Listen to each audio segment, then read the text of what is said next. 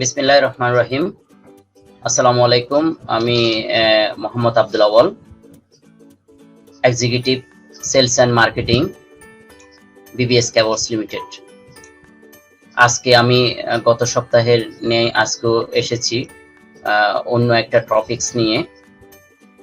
আশা করি আজকের এই টপিকসটা আপনাদের অবশ্যই কাজে লাগবে। আর এখন বর্তমান যুগ হচ্ছে সেলস অ্যান্ড মার্কেটিং এর যুগ। তো আমি আজকে এমন একটি বিষয় নিয়ে কথা বলছি বা আমরা নির্ধারণ করেছি, সেলসম্যানশিপ ইন নিউ ইরা। তো আজকে আমি ধন্যবাদ জানাচ্ছি Educates presents career thoughts salesmanship in new era. আজকের আমাদের এই টপিকস নিয়ে কথা বলার জন্য আমাদের সাথে যোগ দিচ্ছেন বর্তমান সেলস আইকন এবং যারা রয়েছেন প্রায় 15 বছরের ন্যাশনাল এবং ইন্টারন্যাশনাল অর্গানাইজেশনে কাজ করার অভিজ্ঞতা। আমাদের সাথে যোগ দিচ্ছেন বর্তমান যাদেরকে সেলস আইকন হিসেবে ধরা হয়, তাদের মধ্যে অন্যতম আমাদের জনাব নিজামুদ্দিন আকন ভাই। ভাই, আপনাকে ধন্যবাদ জানাচ্ছি আজকের প্রোগ্রামে। জি, আসসালামু আলাইকুম ভাই, কেমন আছেন? আসসালামু আলাইকুম ভাইয়া, ভালো আছেন? জি, ভালো আছি। আপনি কেমন আছেন? সবাই কেমন আছে? আলহামদুলিল্লাহ ভাইয়া, আলহামদুলিল্লাহ ভালো আছি। ভাইয়া, আপনাকে আমরা আমাদের অনুষ্ঠানের পক্ষ থেকে ধন্যবাদ জানাচ্ছি। আমাদের আজকের Educates presents career thoughts salesmanship in new era powered by Blockbari. আমাদের আজকের এই ব্লকবাড়ির আয়োজনে আমাদের আজকের এই অনুষ্ঠান। আমি ব্লকবাড়ি পরিবারকে ধন্যবাদ জানাচ্ছি। ওনারা বর্তমানে খুব গুরুত্বপূর্ণ এই সময়ে বিভিন্ন গুরুত্বপূর্ণ বিষয়গুলো নিয়ে আমাদের প্রতি সপ্তাহে আমরা একটা বিষয় নিয়ে আমরা কথা বলে যাচ্ছি। তো তার এই ধারাবাহিকতায় আজকের এই আয়োজনে আপনাকে ধন্যবাদ জানাচ্ছি। ভাই, আমি আপনার পরিচয়টুকু যদি ডিটেলস একটু দিতেন আর কি। ধন্যবাদ ভাই। আশা করি ব্লকবাড়ি যারা দর্শক আছেন সবার প্রতি রইল ভালোবাসা, শুভেচ্ছা। আশা করি সবাই অনেক ভালো আছে, সুন্দর আছে। তো আমার নাম হচ্ছে মোহাম্মদ নিজামুদ্দিন আকন। আমি বর্তমানে বিনিয়োগের হেড অফ অপারেশনস হিসেবে আছি। এর পূর্বে আমার সেলসের ক্যারিয়ার প্রায় 15 বছর সেলসে কাজ করেছি। বাংলাদেশে কাজ করেছি, হুয়াওয়েতে কাজ করেছি, তারপর ওকাফিয়াতে কাজ করেছি, অনার মোবাইলে কাজ করেছি। সো পুরো ক্যারিয়ারটাই সেলস এবং ডিস্ট্রিবিউশন নিয়ে। তারপর এর পাশাপাশি সেলস এয়ারসিবিডি প্রতিষ্ঠা করেছি, সেলসম্যানদের একটা ফোরাম বা একটা গ্রুপ। তো চেষ্টা করছি আসলে সেলস পেশার সাথে সাথে প্যাশন দুটো মিলিয়ে আসলে কাজ করার চেষ্টা করছি।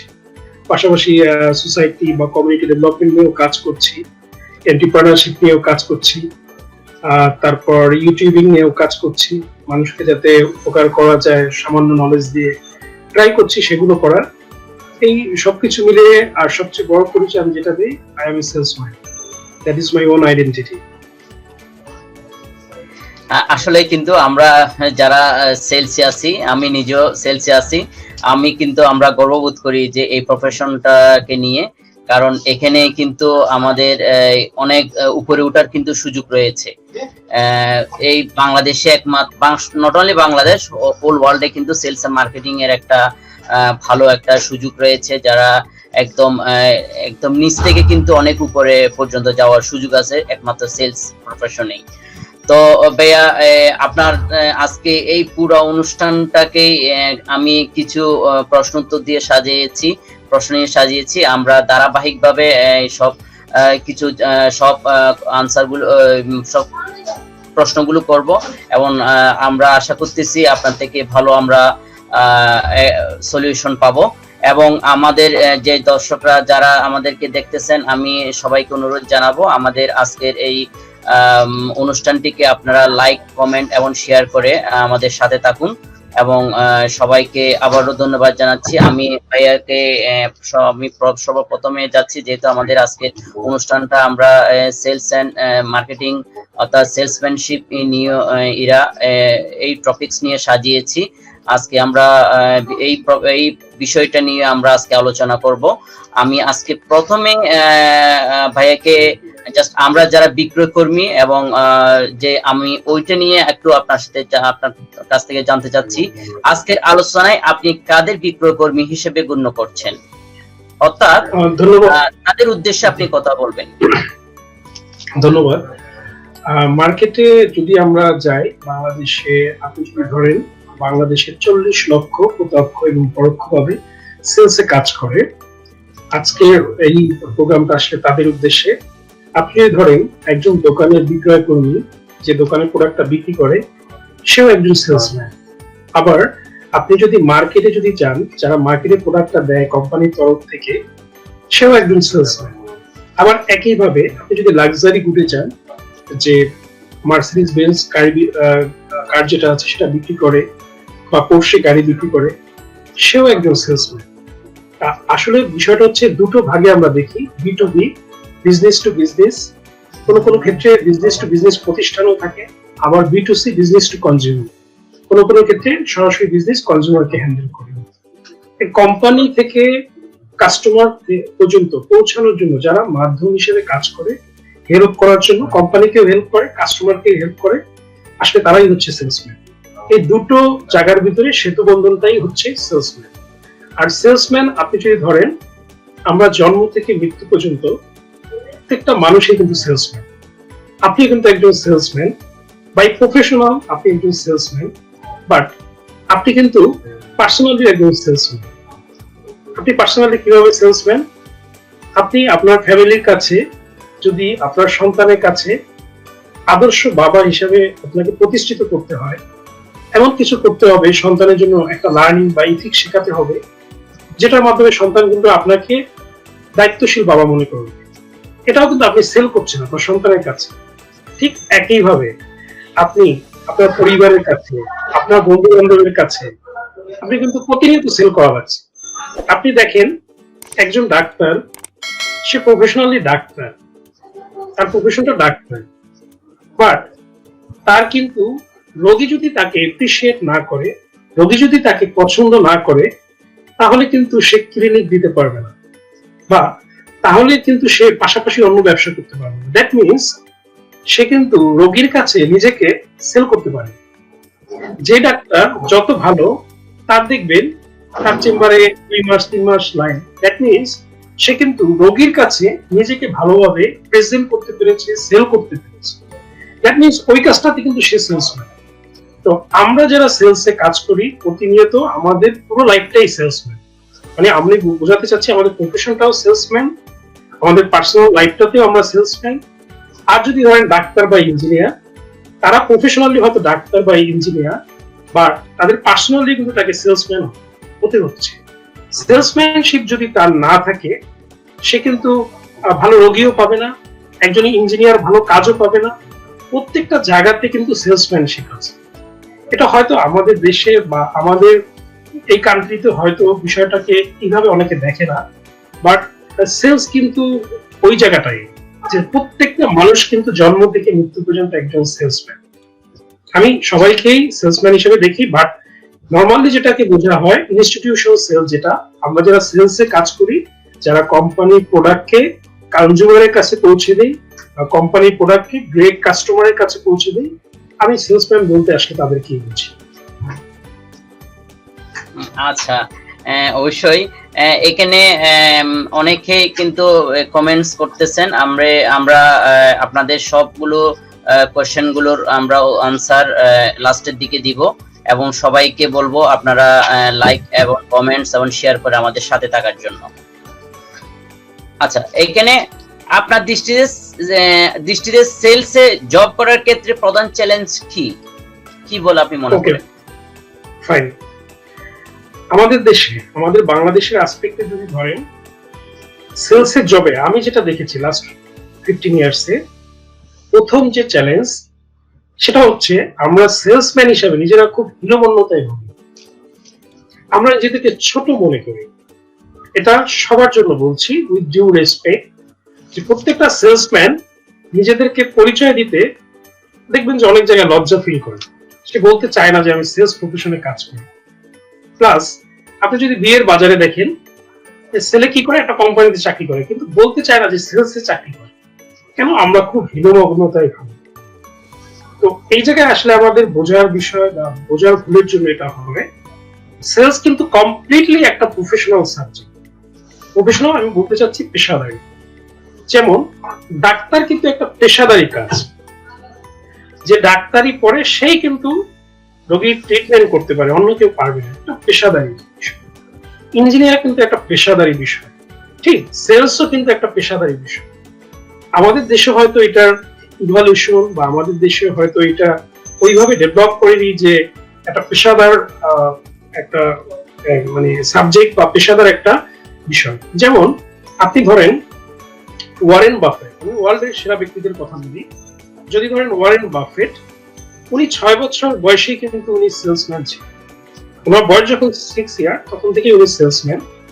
তারপর যদি ধরেন রিচার্ড ব্রানসন, 14 বছর বয়সে উনি সেলস করেছে, এবং এরা কিন্তু প্রত্যেকে নিজেকে সেলসম্যান হিসেবে পরিচয় দেওয়ার জন্য উদ্গ্রীব।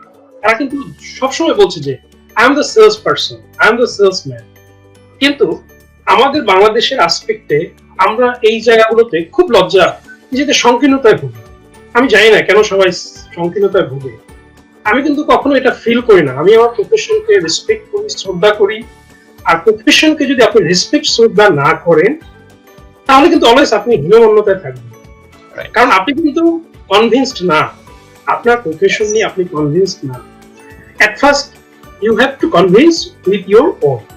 আপনার নিজের সাথে নিজেকে আসলে কনভিন্স হতে হবে যে দিস ইজ নোবেল প্রফেশন, আমাকে এটা মানতে হবে। এটা মেনে আমি যখন আগাবো, তখন আমি ওয়ার্ল্ডের বড় বড় ব্যক্তির কথা, দুজনের কথা বললাম, তারপর বলেন Steve Jobs, Bill Gates, Jack Ma, এরা কিন্তু সবাই নিজেদেরকে সেলসম্যান হিসেবে পরিচয়।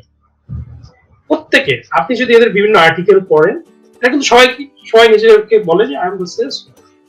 তারা সবাইকে সেলসম্যান হিসেবে পরিচয় দিতে নিজেদেরকে মানে প্রেস্টিজিয়াস তারা ফিল করে। সেই ক্ষেত্রে আমরা কেন কিছু দেখবেন, কিছু প্রফেশন আছে যেগুলো, যে প্রফেশনে আপনি ঢুকলে আপনাকে মানুষ আর আপনার নামে ভুলে যাবে। যেমন মনে করেন মুচি, সুইপার, ড্রাইভার, কাজের বুয়া, এরা কিন্তু একটা প্রফেশন, ঠিক কিনা? কিন্তু এই প্রফেশনে কিন্তু কোনো ব্র্যান্ড নেম নেই, বা এই প্রফেশনে গেলে মানুষ বুয়া বলেই ডাকে, মুচিকে মুচি বলেই ডাকে, হ্যাঁ, নাম বলেও ডাকে না, কারণ এদের কোনো আইডেন্টিটি নেই।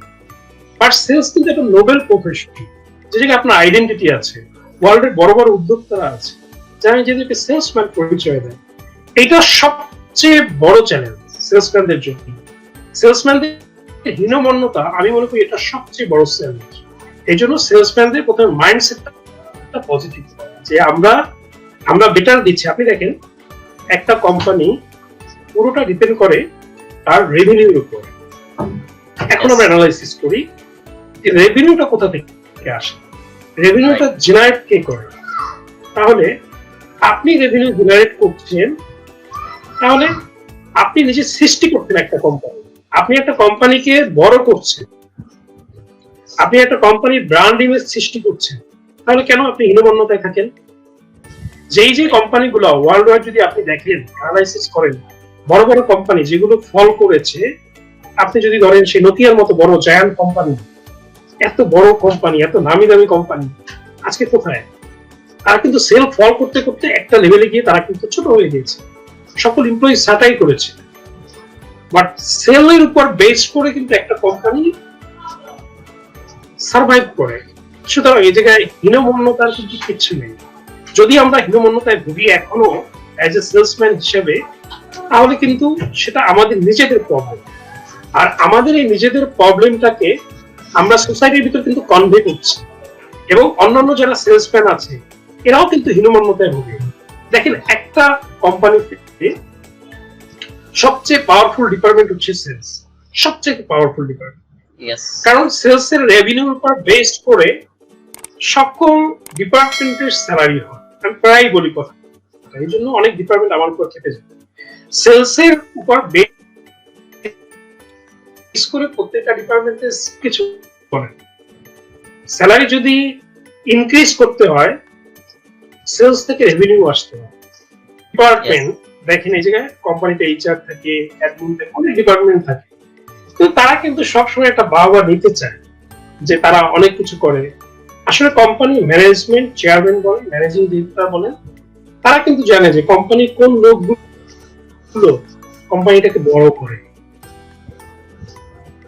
আপনি ভাইয়া যে সে দ্রুত গ্রো করে, কোম্পানির কোন প্রফেশন এত দ্রুত গ্রো করে না, কোন প্রফেশন নেই। আমার মনে আছে যে আমি যেই কোম্পানিতে ঢুকেছি, যেই কোম্পানিতে আমাদের এইচআর এর একজন ম্যানেজার ছিল, সে এখনো ম্যানেজার আছে। কথার কথা এক্সাম্পল আমাকে দিয়ে বলছি না, অন্য কাউকে দিয়ে বলছি। তো সেই কোম্পানিতে দেখা যাচ্ছে একই সাথে ঢুকে সে হয়তো ওই কোম্পানির জিএম হয়ে গেছে, তার স্যালারি হয়তো 6 বা 7 ডিজিটে হয়ে গেছে। বাট এইচআর বা অন্য প্রফেশন এগুলো কিন্তু হয় না। সুতরাং এই জায়গায় কিন্তু হীনমন্যতায় ভোগার কোনো কারণ নেই। আমি আপনাকে যদি বাংলাদেশের বেশ কয়েকটা বড় প্রতিষ্ঠানের নাম বলি, সবাই চিনবেন। প্রাণ গ্রুপ আমরা সবাই চিনি, আরএফএল গ্রুপ।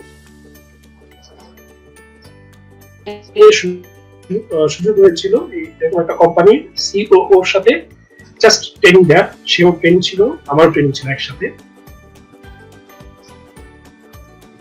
তো সে বলল যে তার মান্থলি স্যালারি, যদি আপনি শুনেন, তার মান্থলি স্যালারি হচ্ছে 3 মিলিয়ন টাকা, দ্যাট মিনস 30 লাখ টাকা। তো এখন সে একজন কিন্তু সেলসম্যান, এখন সে যদি 30 লক্ষ টাকা বেতন পায়, সবাই যে পাবে আমি সেটা বলছি, বাট আপনি দেখেন এইচআর বা অন্যান্য যে ডিপার্টমেন্ট আছে, কয়েকটা ভালো কোম্পানিতে 30 লক্ষ টাকা বেতন পায়। এটা কিন্তু খুব রেয়ার, এটা কিন্তু সেলসে সম্ভব। কারণ প্রাণের মতো কোম্পানি কিন্তু আপনি দেখেন মান্থলি আপনার স্যালারি দেয় প্রায় 100 কোটি টাকা, তারা স্যালারি দেয় 100 কোটি টাকা তারা স্যালারি দেয়। কেন? প্রাণে কতগুলো স্কিউ আছে, কতগুলো ইউনিট আছে, প্রায় কত লোক কাজ করে, সব কিন্তু একেবারে সেলসের উপর ডিপেন্ডেন্ট।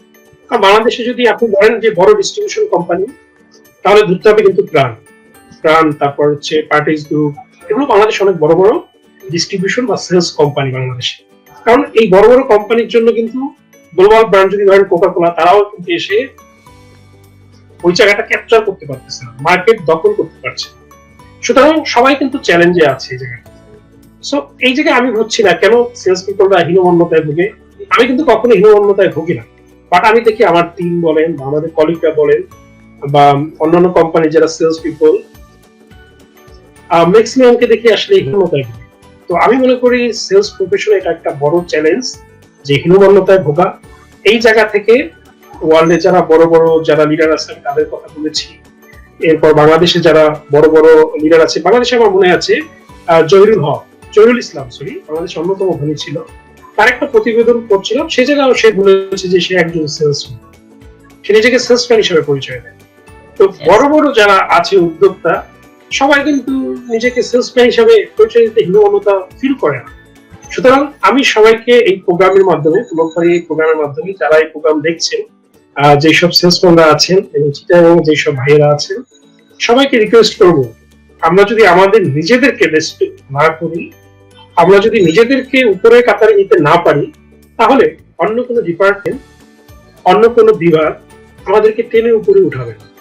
সুতরাং আমাদের এই হীনমন্যতা থেকে নিজেদেরকে দূর করতে হবে, আমাদের এই জায়গাটাতে নিজেদেরকে মূল্যায়ন করতে হবে, নিজেদেরকে রেসপেক্ট করতে হবে, নিজেদের কাজকে ভালোবাসতে হবে, প্যাশনেটলি করতে হবে। দেন কিন্তু আমরাও ভালো জায়গায় যেতে পারবো। কোম্পানিকে যেভাবে আমরা আর্নিং বা কোম্পানির রেভিনিউ দিচ্ছি, কোম্পানিকে বাঁচিয়ে রাখছি, সেভাবে কোম্পানি আমাদেরকে রেসপেক্ট করবে। সুতরাং সেলসম্যানদের প্রধান চ্যালেঞ্জ হচ্ছে তাদের হীনমন্যতা দূর করতে হবে। এটা যদি দূর করে, তারা পজিটিভ মাইন্ডে আসতে পারে, definitely they will do better job. Right. আমাদের কিন্তু আমরা যে প্রফেশনে আছি বা আমরা যে সেলস, আপনি আপনার কথার ধরে যেটা বলতেছি, আমরা আমাকে আমার জায়গায় কিন্তু কি থাকতে হবে, যে আমি আই এম এ সেলসম্যান। আমি যদি ওই জায়গায় আমি যদি নিজেকে যদি ওভাবে করে নিয়ে যেতে না পারি, তাহলে আমি কখনোই কিন্তু সেলস আমি ভালো করতে পারবো না। আপনার কথা দিয়ে আমি ওই জিনিসটাই বুঝতেছি। আর এখানে যে যারা দেখতেছেন, আপনাদের যদি আরো কোনো কোয়েশ্চেন থাকে আপনারা আমাদেরকে করতে পারেন, আমরা এই অনুষ্ঠানের শেষের দিকে আমরা সবগুলো প্রশ্নের উত্তর দিব। তো ভাইয়া এখানে অহরহ প্রত্যাখ্যানের সম্মুখীন হতে হয়, যে সেলসে বিভিন্ন ধরনের একজন নবীন বিক্রয়কর্মী এত প্রত্যাখ্যান সইবেন কেমন করে? হ্যালো ভাইয়া, শুনছেন? হ্যালো ভাইয়া, শুনতে পাচ্ছেন? ভাইয়া মনে হয় একটু নেটওয়ার্কে ডিস্টার্ব করছে। হ্যাঁ, একটু নেটে আবার যদি একটু বলেন। আচ্ছা, কিন্তু এখানে অহরহ প্রত্যাখ্যানের সম্মুখীন হতে হয়। একজন নবীন বিক্রয়কর্মী এত প্রত্যাখ্যান সইবেন কেমন করে আপনার দৃষ্টিতে, যদি বলেন। Well, that's a nice question actually. বিষয়টা হচ্ছে সেলস এর কাজে প্রত্যাখ্যান থাকবেই। আপনি আপনার মনে করেন আপনি একটা রিটেল শোরুমে কাজ করেন, আপনার কাছে 10টা কাস্টমার আসবে, 10টা কাস্টমার সবাই আপনাকে অ্যাকসেপ্ট করবে না। একটা কাস্টমার প্রোডাক্ট কিনতে এসেও সে আপনার কাছ থেকে না কিনে চলে যেতে পারে। তো প্রথমে যে বিষয়টা হচ্ছে আপনার কাস্টমারের নিডটা আগে বুঝতে হবে, কাস্টমার আসলে কি চাচ্ছে। এখন মনে করেন একটা কাস্টমার আপনার শোরুমে আসলো, আপনার একটা সুপার স্টোর, তো আপনি আপনার কাছে সে সফট ড্রিঙ্কস কেনার জন্য আসলো, কিন্তু আপনি তাকে ঢোকার পর থেকে তাকে চকলেট অফার করছেন, তখন সে কি করবে? বেসিক্যালি সেটা সে প্রত্যাখ্যান করবে। এখন এই প্রত্যাখ্যানটাকে আপনি যদি ধরে নেন যে সে আমারটা অ্যাকসেপ্ট করেনি বা আমার প্রপোজালটা অ্যাকসেপ্ট করেনি, তাহলে আপনি ভুল করছেন। আপনাকে প্রথমে তার কথা শুনতে হবে। আমরা যেটা করি, আমরা অ্যাজ এ সেলসম্যান হিসেবে আমরা যে কাজটা করি, আমরা প্রথমেই একটা কাস্টমার আসলে আমরা আমাদের নিডটা বলার চেষ্টা করি, আমাদের দরকারটার প্রতি আমরা ফোকাস। কিন্তু বিষয়টা কিন্তু এরকম না। বিষয়টা হচ্ছে আমাদের কিন্তু কাস্টমারের প্রতি ফোকাস থাকতে হবে। কাস্টমারের নিডটা কি, কাস্টমার কি চাচ্ছে। প্রত্যাখ্যানটা আসলে হয় কোথায়? আমি কাস্টমারের নিডটা না বুঝিয়ে আমি কি করলাম, তাকে একটা অফার করলাম, সে তারটা বলতে পারছে না, আর একটা অফার করলাম, কারণ আমার এই দুটো প্রোডাক্ট বিক্রি করতে হবে, কারণ আমার টার্গেট আছে। কিন্তু কাস্টমার তো তার টার্গেট নিয়ে আসছে, কাস্টমার তো আমার টার্গেট অনুযায়ী সে প্রোডাক্ট কিনবে না। দ্যাট মিনস আমাকে প্রথমে শুনতে হবে, আর প্রথমে শুনে তারপর কিন্তু আস্তে আস্তে তাকে কনভিন্স করতে হবে। আপনি দেখেন, আপনি কথার কথা, আপনি একটা মেয়েকে প্রপোজ করবেন, আমি যদি সেই ধরি যে কেউ প্রেমের জন্য প্রপোজ করছে, আপনার কি মনে হয় যে প্রথমেই একটা রাজি হয়ে যাবে কেউ? কাউকে যদি প্রপোজ করা হয় 2বার 3বার বা 4বারে মাথায় গিয়ে দেখা যাচ্ছে সে অ্যাকসেপ্ট করছে। দ্যাট মিনস এরকমই সেলসটাও কিন্তু এরকম। সেলসটা একবারে বললেই কিন্তু কেউ যে রাজি হয়ে যাবে এরকম কিন্তু বিষয় না। তো এই জায়গা থেকে নবীন যারা বিক্রয় কর্মী আছে, তারা হয়তো এই জায়গা থেকে অনেকে ডিসস্যাটিসফাইড হয়ে যেতে পারে। যেমন আমি বললাম যে ছোট গুডস মনে করেন চকলেট একটা বিক্রি না হলে কোনো সমস্যা নেই, বা একটা সফট ড্রিঙ্কস বিক্রি না হলে কোনো সমস্যা নেই। কিন্তু ধরেন এই সেলসম্যানটাই অন্য কোনো গুডসে কাজ করে, মনে করেন সে ফ্ল্যাট সেল করে। এখন একটা কাস্টমার আসার পর 2বার 3বার দেখে গেল, তারপর তার বিক্রিটা হলো না, তখন কিন্তু সে মেন্টালি ডিসস্যাটিসফাইড হয়ে যেতে পারে। সে হয়তো নিজেকে দোষারোপ করতে পারে যে না, আমার মনে হয় সেলসের স্কিল নেই, আমার মনে হয় সেলসটা ভালো হচ্ছে না, কলটা মনে হয় আমার সাকসেসফুল হচ্ছে না। সে আবার হীনমন্যতায় ভোগা শুরু করে। সে দেখে পাশে কলিগ সে খুব সুপার বিক্রি করতে পারতেছে, বাট সে পারছে না, তাহলে সে তখন কিন্তু আবার হীনমন্যতায় চলে যায়। তো এই ক্ষেত্রে একজন সেলসম্যানকে ধৈর্য ধরতে হবে এবং লেগে থাকতে হবে। একজন ভালো সেলসম্যান হওয়ার প্রথম গুণ হচ্ছে একটা কাস্টমারকে রিড করা। আপনি যদি একটা কাস্টমারকে ভালোভাবে রিড করতে পারেন, কাস্টমারকে যদি ম্যানেজ করতে পারেন, কাস্টমারকে যদি আপনি হ্যান্ডেল করতে পারেন, র্যাপো বিল্ড করতে পারেন, ওই কাস্টমার আজকে না হোক, কালকে না হোক, পরশু আপনার কাছ থেকে প্রোডাক্ট কিনবে। এটা বিষয়টা কিন্তু একদিনই যে হবে এরকম না। আমরা কিন্তু দেখি যে অনেক সময় আমাদের পছন্দের যে দোকান, সে দোকানে কিন্তু আমরা যাই, যেই দেখবেন যে আমরা একটা প্রোডাক্ট কিনলে ওই যে আমাদের গলির যে মুদির দোকান, যে দোকান দিয়ে কিনি, সবসময় কিন্তু ওই দোকানে যাই। কেন? ওই দোকানে গেলে আমি কমফোর্টেবল ফিল করি, আমার ভালো লাগে। আবার আমি শার্ট প্যান্ট দেখবেন যে এই দোকান ছাড়া আমি কিনি না। আবার দেখবেন সেলুনে আমরা যখন চুল কাটতে যাই, অশোক কি আছে, অশোক ছাড়া আমি চুল কাটাবো। কেন? আমি কিন্তু অশোকের কাস্টমার। অশোক কিন্তু আমাকে কনভিন্স করে ফেলেছে, ও কিন্তু আমাকে ওকে সেল করে ফেলেছে, আমি কিন্তু এখন ওর বাইরে যেতে পারছি। ও আমি যখন সেলুনে যাই, ও কিন্তু গেলে আমাকে চা খাওয়ায়, প্রথমে মাথা কথা বানিয়ে দেয়, বলে স্যার আপনি বসে, হ্যাঁ আমি একটু পরেই স্যার আপনাকে এই করছি। তো ওই সার্ভিসের জন্য আমি কিন্তু ওর প্রতি আকৃষ্ট হয়ে যাচ্ছি। দ্যাট মিনস এই জায়গায় যারা নবীন যারা আছে তাদের ক্ষেত্রে ছোঁয়া চলবে না। একদিন, 2 দিন, 3 দিন, একদিনে একদিন কাস্টমার তার বাঁচবে। আমরা যদি বর্ষি ফেলি, দেখেন প্রতিটা বর্ষিতে গিয়ে আমাদের মাছ ওঠে না, হয়তো 2টা 3টা 4টা গিয়ে আমার মাছটা উঠে। বাট এই জন্য মাছ না উঠলেই আমি তো চলে যাবো? দেখেন যারা মাছ ধরে তারা কিন্তু 6 ঘন্টা 7 ঘন্টা সিট নিয়ে বসে থাকে, হঠাৎ একটা মাছ বাজে, তারপর কিন্তু সে ভালো। ঠিক সেলসম্যানকে এইভাবে লেগে থাকতে হবে। আমি একটা ছোট এক্সাম্পল দিই। আমি যখন ভোয়াতে চাকরি করতাম, তখন আমি খুলনা ছিলাম, আমি তখন রিজনাল ম্যানেজার ছিলাম খুলনা। তো আমার এক ব্র্যান্ড প্রমোটার বললো, আমাদের মর্নিং ব্রিফিং হতো, তো মর্নিং ব্রিফিং এ সকল ব্র্যান্ড প্রমোটাররা থাকতো। তো একদিন মর্নিং ব্রিফিং এ এক ব্র্যান্ড প্রমোটার বললো যে স্যার আমি তো প্রতিদিন কাস্টমারকে কেয়ার করি, এটা করি সেটা করি, কিন্তু আমি তো সেল পাচ্ছি না। ও তো তখন নতুন জয়েন করেছে। তা আমি বললাম, সবকিছু শুনলাম, শুনে বললাম যে তুমি একটা কাজ করো, যাকে মনে করবো যে পোটেনশিয়াল কাস্টমার বা ভালো মনে হবে, তোমার সাথে আন্ডারস্ট্যান্ডিং ভালো হবে, তাকে তুমি একটা করে কোক খাইয়ে দেবো। তো বললো ঠিক আছে স্যার, আমি কোক খাইয়ে দেবো। তো করলো কি, 2টা কাস্টমার ডিল করলো একদিন। 2টা কাস্টমার ওকেও পছন্দ করেছে, ও কথা বলেছে, কোক খাইয়েছে, কিন্তু কাস্টমার বাই করেনি। তো পরের দিন আমি মর্নিং মিটিং এ গেলাম, তো আমাকে বললো যে স্যার আমি তো কোক খাইয়েছি, কিন্তু কাস্টমার তো আমার কাছ থেকে কোনো কিছু কিনলো না। তো আমি বললাম দেখো কি হয়। তো 1 মাস পরে ও আমাকে একদিন রাতে ফোন দিল, ও ডিরেক্ট আমাকেই ফোন দিয়েছে। ফোন দিয়ে বললো যে বস, আমাকে ওই কাস্টমার আজকে এসেছে, কাস্টমার নিজে বাই করেনি, তার ভাইয়ের একটা হুয়াওয়ে মোবাইল কেনা লাগবে, এই জন্য আমার শপে এসেছে এবং আমার কাছ থেকে কিনে নিয়ে গেছে। এই যে দেখেন র্যাপো বিল্ডিং, এই যে সে 1 মাস আগে যে তাকে কোক খাইয়েছে, ওই কাস্টমারটা তখনই চিন্তা করেছে যে এই দোকানটাতে আসবে। কেন? তার সাথে তার একটা আন্ডারস্ট্যান্ডিং হয়ে গিয়েছে, মনে একটা মিল হয়েছে, তাকে রেসপেক্ট করেছে। সে চিন্তা করেছে যদি আমি এই জায়গায় আসি, আমি আবার সেই রেসপেক্টটা পাবো, এই লোকটা আমাকে ভালো প্রোডাক্ট দিবে। এই কনফিডেন্সটা যখন গ্রো হয়েছে, কাস্টমার কিন্তু এই দোকানে এসেছে, সুতরাং সে কিন্তু সেলটা পেয়েছে।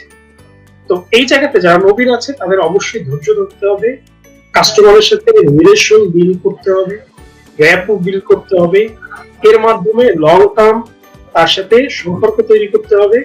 তখন কিন্তু সে ভালো সেল পাবে। সেলটা কিন্তু চাইলেই একদিনে হবে না।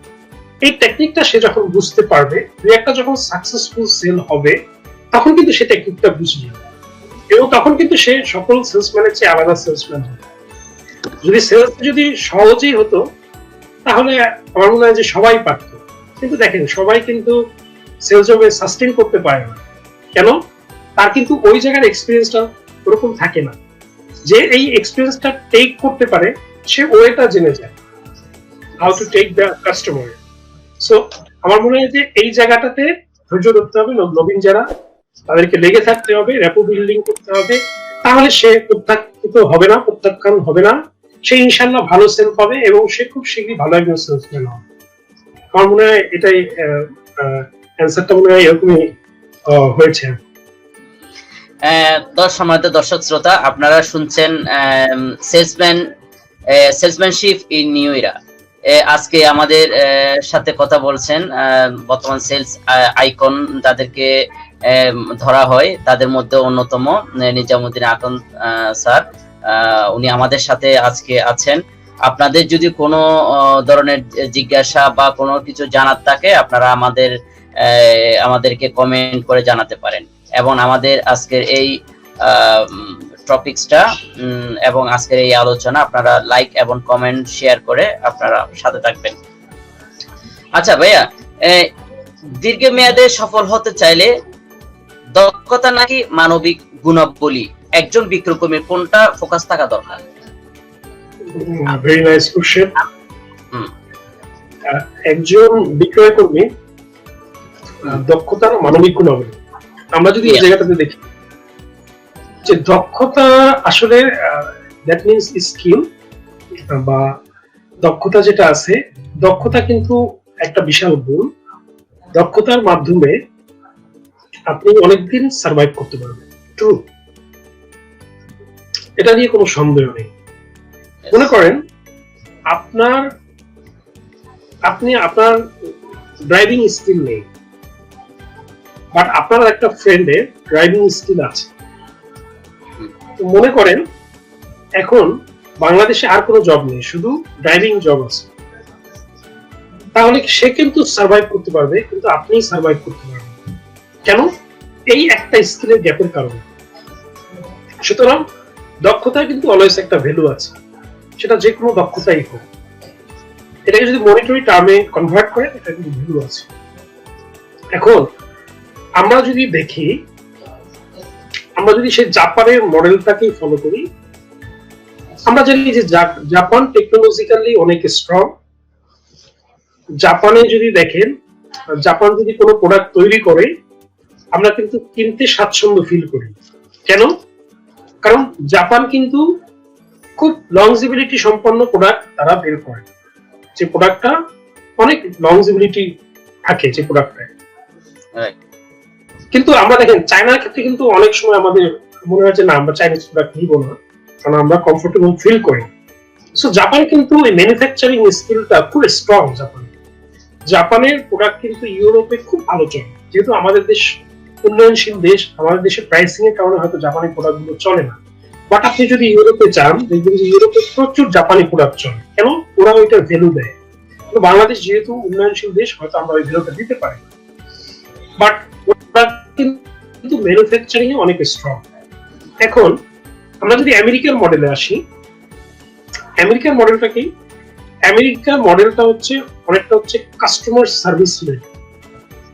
তারা highly focus on customer service, মানবিকতা যেটাকে বলে, তারা মানবিক গুণাবলীর উপর তারা অনেকটা ফোকাস। এখন আমরা যদি দেখি, আমেরিকাতে অনেক বড় বড় প্রতিষ্ঠান আছে, যদি ধরেন অ্যামাজন, ফেসবুক, গুগল, আমরা যে বড় বড় যে প্রতিষ্ঠানগুলো দেখি, এগুলো কিন্তু সবই আপনার আমেরিকার প্রতিষ্ঠান, ইউটিউব। তো এখন বিষয় হচ্ছে, আমেরিকা কিন্তু একটা সময় ফিল করেছে যে দক্ষতার সাথে সাথে মানবিক গুণাবলীও দরকার। আপনি দেখেন একটা সময় নোকিয়ার কথা তো আপনার খেয়াল আছে, নোকিয়া কিন্তু হাইলি ফোকাস ছিল যে তাদের ব্যাটারি খুব স্ট্রং থাকে, তাদের হ্যান্ডসেটটাও অনেক স্ট্রং হবে, হাত দিয়ে পড়লে ভাঙবে না। এই পারসেপশন নিয়ে কিন্তু তারা খুব এগিয়ে ছিল প্রথম স্টেজে, কিন্তু লং টার্মে কিন্তু এটা আপনার সাস্টেইন করে না। কেন? লং টার্মে কিন্তু যখন গুগল যখন অনেক ইকোসিস্টেম গ্রো করলো, গুগল অ্যাপস, তারপর গুগল ট্যাব, পুরো একটা ইকোসিস্টেম কাস্টমার ফ্রেন্ডলি, যেটা কিন্তু আসলে নোকিয়া করতে পারে। কিন্তু নোকিয়া কিন্তু আপনি যদি ধরেন স্কিল দক্ষতা সুপ্রিম লেভেলে ছিল, কিন্তু ওরা তখন এই কাস্টমারের চাওয়াটাকে প্রাধান্য দেয়নি। দ্যাটস ওয়াই কিন্তু তারা মার্কেট থেকে ফল করেছে। তো কাস্টমারের চাওয়াটাকে প্রাধান্য দিয়েছে কে? আমেরিকা। আমেরিকা কিন্তু এখনো এই মডেলটা চলছে, তারা হাইলি ফোকাস অন কাস্টমার। তো দ্যাটস ওয়াই কি হয়, কাস্টমারের কাছ থেকে তারা লং টার্ম গেইন পায়, এবং কাস্টমার যখন একটা প্রোডাক্টের পিছনে লেগে থাকে, তখন আপনি রেগুলার রেজাল্ট পান। সুতরাং আপনাকে সেলসম্যান হিসেবে আপনাকে দক্ষ হতে হবে, প্লাস মানবিক গুণাবলীও থাকতে হবে। কারণ মানবিক গুণাবলী ব্যতীত একটা মানুষ কিন্তু মনুষ্যত্বহীন থাকে। আমরা সবাই মানুষ, আমরা অনেক কোম্পানিতে দেখি, নাম বলবো না, অনেক কোম্পানিতে অনেক বড় বড় পজিশনে চাকরি করে, তার কলিগদের সাথে ভালো ব্যবহার করছে না। আর কলিগ, তার সেলসম্যান, তার টিএসও বা তার এরিয়া ম্যানেজার, তার সাথে ভালো ব্যবহার করছে না, how could he desire same respect from them? সে কিভাবে তাহলে তার টিমমেটদের কাছ থেকে সে ভালো ব্যবহার আশা করে?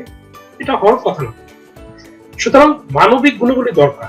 আপনি যদি ওয়ার্ল্ডের বড় বড় লিডারদের দেখেন, আমি যদি ধরি ওয়ার্ল্ডের সবচেয়ে বড় লিডার হচ্ছে রাসূল সাল্লাল্লাহু আলাইহি ওয়াসাল্লাম, তার মানবিক গুণগুলি দেখেন। আমাদের কারেন্ট ওয়ার্ল্ডে যত লিডার আছে তাদের মানবিক গুণগুলি দেখেন। আপনি তাদের সাথে কথা বললে কথা বলতে ইচ্ছে করবে। আপনি কি এরকম কোন লিডার পেয়েছেন যার সাথে কথা বললে আপনার মনে হচ্ছে যে খুব বিতৃষ্ণা লাগছে বা খুব খারাপ মনে হচ্ছে? না। সুতরাং মানবিক হতে হবে। মানবিক হতে হলে আপনি যদি মানবিক হন তাহলে একটা মানুষের কাছে আপনি পৌঁছতে পারবেন। আর যদি আপনি মানবিক না হন, মানুষ হয়েও, তাহলে একটা মানুষ থেকে আপনি দূরে সরে যান। আর এজ এ সেলসম্যান এটা তো কোনো স্কোপ নেই। কারণ আপনি একজন সেলসম্যান, আপনি একজন কাস্টমারকে অ্যাট্রাক্ট করবেন, সেটা যদি আপনার মানবিক গুণগুলি না থাকে, how to you attract your customer? আপনি কিভাবে সেই কাস্টমারটাকে আপনি অ্যাট্রাক্ট করবেন? কাস্টমার তো আপনার দ্বারা কনভিন্সড হবে না। কাস্টমার যদি দেখে, মনে করেন আপনি আপনার একটা ব্রাঞ্চ হতে আছেন, আপনার সাথে আরেকজন আপনার একজন সেলসম্যান আছে, আপনি তাকে বাজেভাবে ধমক দিলেন, বাজে ভাষায় কথা বলবেন, ওই কাস্টমারের পারসেপশন হবে ভবিষ্যতে যদি কোনো প্রোডাক্ট নিয়ে এরকম ঝামেলা হয়, এই সেলসম্যানে আমার সাথে বিহেভ করবে, সে কিন্তু ওই প্রোডাক্টটা নাও কিনতে পারে। কারণ এটা হচ্ছে মানবিকতা। আমরা সবাই মানুষ। আমি প্রত্যেকটা সেলসম্যানের কাছ থেকে আশা করব মানবিকতা যেন কারো কমতি না। মানবিকতার গুণে কিন্তু আপনি লং টার্ম সার্ভাইভ করবেন। আপনার দক্ষতার গুণে আপনি সার্ভাইভ করবেন, দক্ষতার সাথে একটু কিন্তু মানবিকতাও লাগবে। আপনি মনে করেন অনেক দক্ষ, কিন্তু আপনার অ্যাটিটিউড, বিহেভিয়ার এগুলো মানুষের কাছে পছন্দ না, আপনি কিন্তু একটা সময় সার্ভাইভ করতে পারবেন। আপনার কিন্তু অবস্থা নোকিয়ার মতো হয়ে যাবে। নোকিয়া এত ভালো প্রোডাক্ট হওয়া সত্ত্বেও মানুষ ইনক্রিজ কেন করলো? কারণ তাদের কাস্টমার ওরিয়েন্টেড ছিল না। কাস্টমারের বিষয়গুলো তারা টেক কেয়ার করেনি, কাস্টমারের কথা তারা শুনেনি। দ্যাটস ওয়াই কিন্তু তারা মার্কেট থেকে হারিয়ে গিয়েছে, বিলিয়ন বিলিয়ন ডলার তারা লুজ করেছে। বাট এই জায়গাটাতেই আপনার কাজ করেছে আমেরিকা। সুতরাং আপনাকেও কিন্তু একইভাবে মানবিক হতে হবে। আমরা সবাই মানুষ, আমরা কেন মানবিক হব? আমরা মানবিক হব আমাদের মানবিক অ্যাট্রাকশন দেখে কাস্টমার আসবে, বন্ধু বাড়বে, সবার সাথে মিলে থাকবো, উইন উইন সিচুয়েশন থাকবে। আপনি দেখবেন যে যেই টিম খুব ভালো করে সেই টিম লিডার কিন্তু অনেক ভালো। প্রত্যেকটা কোম্পানি আপনি দেখেন, প্রত্যেকটা বড় বড় কোম্পানি, আপনি যেহেতু সেলসে আছেন, সেলসে যারা ভালো ভালো কাজ করে, দেখবেন যে ওই লিডারকে তারা একেবারে বস মানে বলে যে উনি যা বলে সেটাই ভালো লাগে। এই বস কোম্পানির জন্য কাজ করবে না, বসের জন্য কাজ করবে। রাইট। এখানে কিন্তু প্রচুর এক্সাম্পল আছে। দ্যাটস ওয়াই আমাদের মানবিকতার কোনো বিকল্প নেই। আমি যদি খুব দক্ষ হই, মানবিক না হই, তাহলে কিন্তু আমি হারিয়ে যাব। আবার একই কথা বলি, আপনার কিন্তু দক্ষতাও থাকতে হবে। মনে করেন আপনি খুব মানবিক কিন্তু আপনি দক্ষ না, তাহলে কিন্তু আপনি একটা লেভেল গিয়ে আপনি থেমে যাবেন। আপনাকে তো উপরে উঠতে হবে। মনে করেন ক্লাসে 3 থেকে 4 আপনি যে বই পড়তেন, ক্লাস 9 উঠেও যদি সেই বই পড়েন, আপনি কি নিজেকে ডেভেলপ করতে পারলেন না? তাহলে আপনি যখন পিএসও থাকবেন, সে জায়গাতে তো আপনাকে আরো বড় জায়গায় যেতে হবে, তাই না? আপনাকে হেড অফ সেলস হতে হবে, আরএসএ হতে হবে। তাহলে সেটার সাথে সাথে তো আপনাকে ডেভেলপ করতে হবে, আদারওয়াইজ আপনি পজিশনে যেতে পারবেন না। আপনাকে শো করতে হবে, আপনাকে ক্রিয়েশন করতে হবে। দ্যাটস ওয়াই আপনাকে স্কিল দরকার।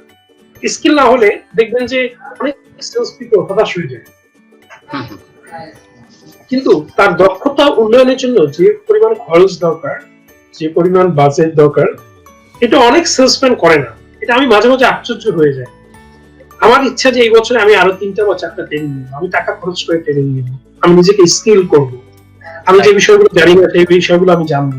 আমি যদি এক্সেল দুর্বল থাকে, আমি এক্সেল বিষয়ে আরো মাস্টার হব। হ্যাঁ, আমার যদি কমিউনিকেশন স্কিল ভালো না থাকে, আমি আরো দক্ষ হব। আমার নিজের প্রতি আমি ইনভেস্ট করব। কিন্তু আমার এই টোটাল 15 বছরের ক্যারিয়ারে আমি যেটা দেখেছি, আমাদের সেলসম্যানদের ভিতরে এইটা খুবই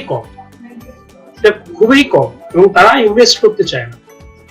আপনি যদি ধরেন মাল্টিন্যাশনাল কোম্পানিগুলো, আমরা যখন মাল্টিন্যাশনাল কোম্পানিতে কাজ করেছি, আমরা কিন্তু সেভারাল ট্রেনিং পেয়েছি মাল্টিন্যাশনাল কোম্পানি, দেশের বাইরে থেকে ট্রেনিং নিয়ে এসেছি।